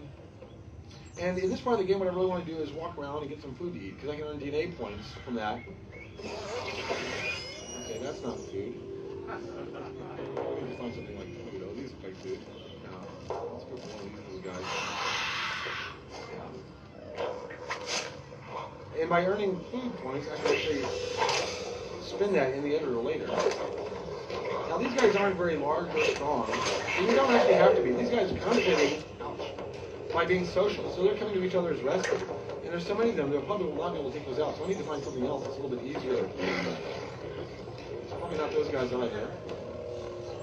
Yeah, those are meat carnivores. I'm going to run out of this forest here, out onto the open plains. If I'm really fast, I might be able to get a bite of this egg. These are herbivores. They won't eat me, but they'll try to protect their nest. And, yeah, that one's getting kind of mad right now. I got some DNA points, yeah, and he's really pissed at me. So let's run away from these guys. Set them. I control the socialization of my species by interacting with them. I have a kind of lazy species right now. But I can try talking to them. Now, this thing with the hearts is actually ready to make. So I can click on her, or it, or whatever it is, and start the mating sequence. Now we have fully procedural mating. No two creatures will mate the same, and we have no idea how they're going to rate this at the SRB. Now, as I said, we're playing through every generation of our creature from a single cell all the way to intelligence, collecting points that we earn during one lifespan that we spend in the engine to improve our creature. So here we have our nest. And now we have to protect the nest long after the eggs hatch from things like carnivores or scavengers. So the scavengers coming in. Eggs. Chase them off. Okay, now the eggs are ready to hatch. So I click on the eggs. When I click on the eggs, they actually bring me back into the editor. And I can take the points that I've earned during that generation and reinvest them in my creature's evolution. So I'm going to buy some better feet, because I want my creature to go a little faster. And I'm going to buy him an extra set of arms, because you can never have too many arms. And these will be useful in the tribal phase later if I put some graspers on the end, so I'll buy him some hands here. Yeah, what's that? And some of the things I'll do in the editor are more aesthetic. So this creature looks kind of goofy, and I think it's primarily these goofy eyes. So I'm going to pull those off and put on something a little bit more serious. It's amazing how just a few little changes in the editor can make your creature seem totally different. Now, some players are going to spend a lot of time in these editors. We noticed with The Sims that about 10% of our players would just spend hours making cool things. But it benefited the other 90% because they were able to download these things into the world if they were to go to the fan sites and download them. But even then, there was a lot of friction around it. So with Sport, we're trying to connect those two dots. So the people that spend a lot of time in these editors making really cool stuff automatically goes up to the server, gets sorted out as the best stuff, and redistributed to everybody else. So we're trying to take the benefit of that creativity and redistribute it to everyone. So here in the editor, I've designed the adult version of my creature. When I come back into the game, I'm actually going to be born as the baby version. So here is my baby right here. You can see it's an exaggerated version. It's got a larger head. It's called a neonatal algorithm on the creature. I can have my siblings interact here and play together. As they interact, I'll actually cause them to become more social. And this is kind of like the friendship game in The Sims. So as we play together, they'll start bonding. And they'll start following me around and mimicking me. And this is useful because later on we can take on larger creatures as a pack, kind of like those little things in the forest are doing. So I'm going to socialize a bit with my friends here. And then in doing that, they'll follow me around and mimic what I do. Okay, now I'll see if I can get them to follow me a bit. Here they come. Come on, guys. You can make it. babies were very bumptious, actually.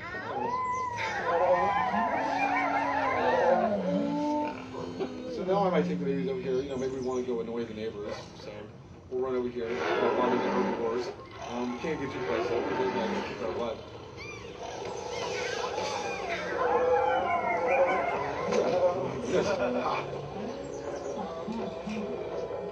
Can't catch me.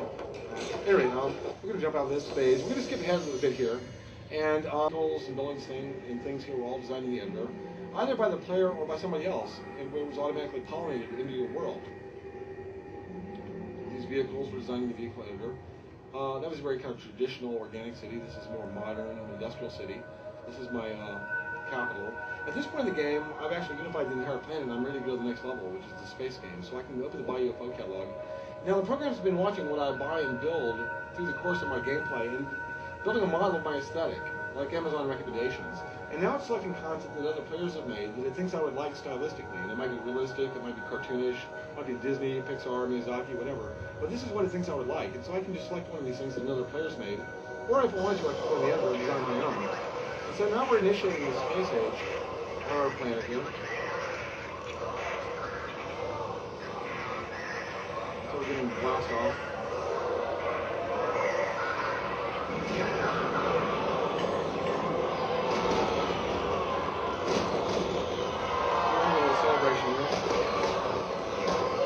Now, at this point, I'm actually controlling the UFO, flying it around. Now, the UFO is a very powerful tool in this game.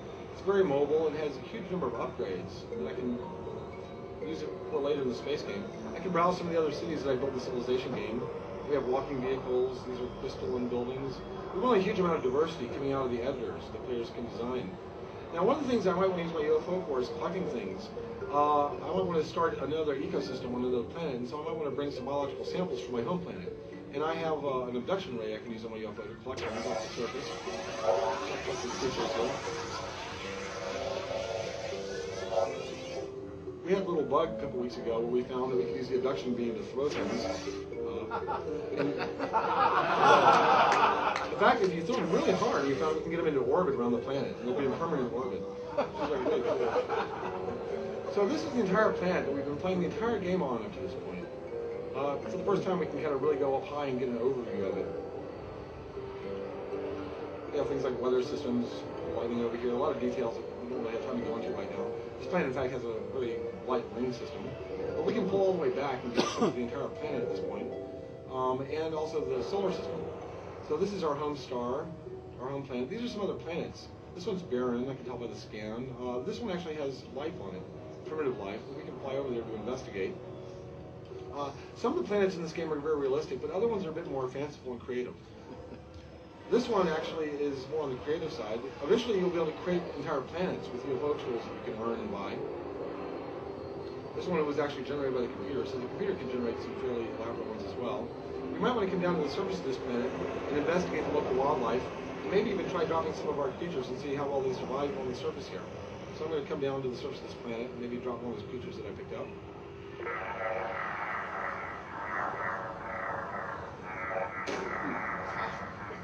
They get a little stunned when they land.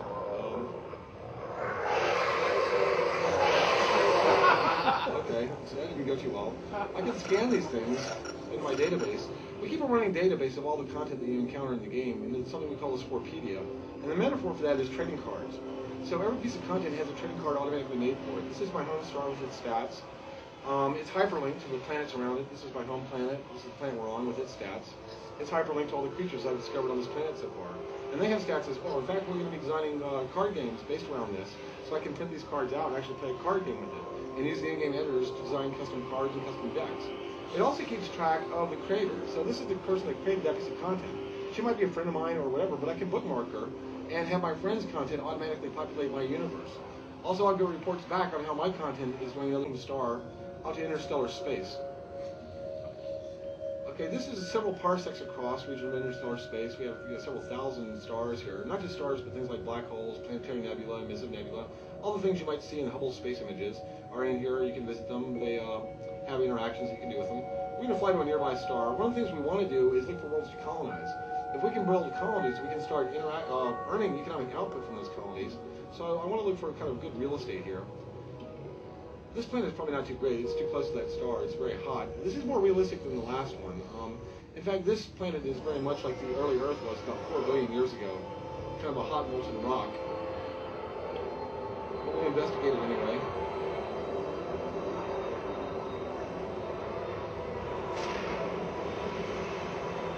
Even on barren worlds like this, occasionally I might discover things. And these are things that I can pick up. These are like rares in an online game. And they might be cool tools for my UFO. It might be a cloaking device, it might be a weapon, or maybe some cool trade items. I might even though this world is not terraformed yet, decide to build a colony that will help me later terraform the planet. This is very expensive to do, but might have some strategic benefit. For right now, let's pull away from this planet. This is procedurally generated, so procedurally we can generate a hidden variety of planets as well. Let's go over to this planet, which in fact isn't really even a planet, but it's a moon around this gas giant here. Now, this was actually created by another player. I can tell from the scan. It's got intelligent life. And the computer's controlling it, though, as an NPC. So if I zoom into this, the computer's now controlling a copy of somebody else's world. But how they played the world, if they played it aggressively, peacefully, militarily, religiously, the computer observed that, and basically that programmed their personality. So even the computer is going to still basically make them behave that way in my world as an NPC. So this is kind of a first contact scenario. We're going to zip up and go and meet these guys. We don't have any idea what they're like at this point. They don't wear like I do. So we might try impressing them with maybe some fireworks to begin with.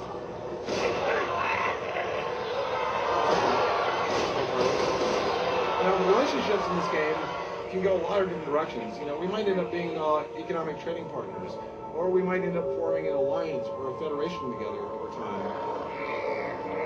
In this case, they were sufficiently impressed that they decided to worship me as a god. So some of the primitive civilizations, you can actually start up playing a whole worship game. Now, even on a wild planet, I can drop a monolith and make it think their species intelligent, and I can see what their civilization was like. So I might pick up one of these guys to bring with me. My Dutch array. Okay, they clearly didn't like that. I've activated their planetary defenses. The particle beam weapons can only shoot so far, but the missiles have a longer range. I'm going to pull out my weapons here. The first thing I want to do is take out their defenses. There's all some real damage to the UFO.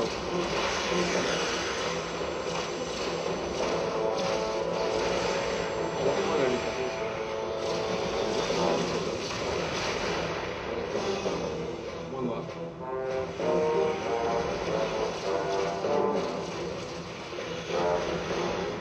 Now I've taken out their defenses, taken a bit of damage, but at this point they're basically defenseless. So if I really want to be mean, I can go in with my laser tool.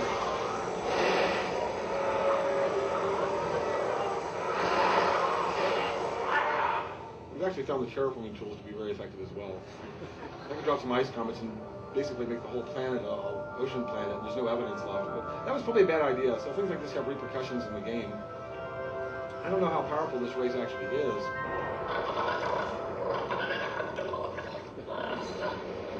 Okay, so they're clearly upset. You try apologizing. An apology might go a long way. We have missions that occur at the space level game.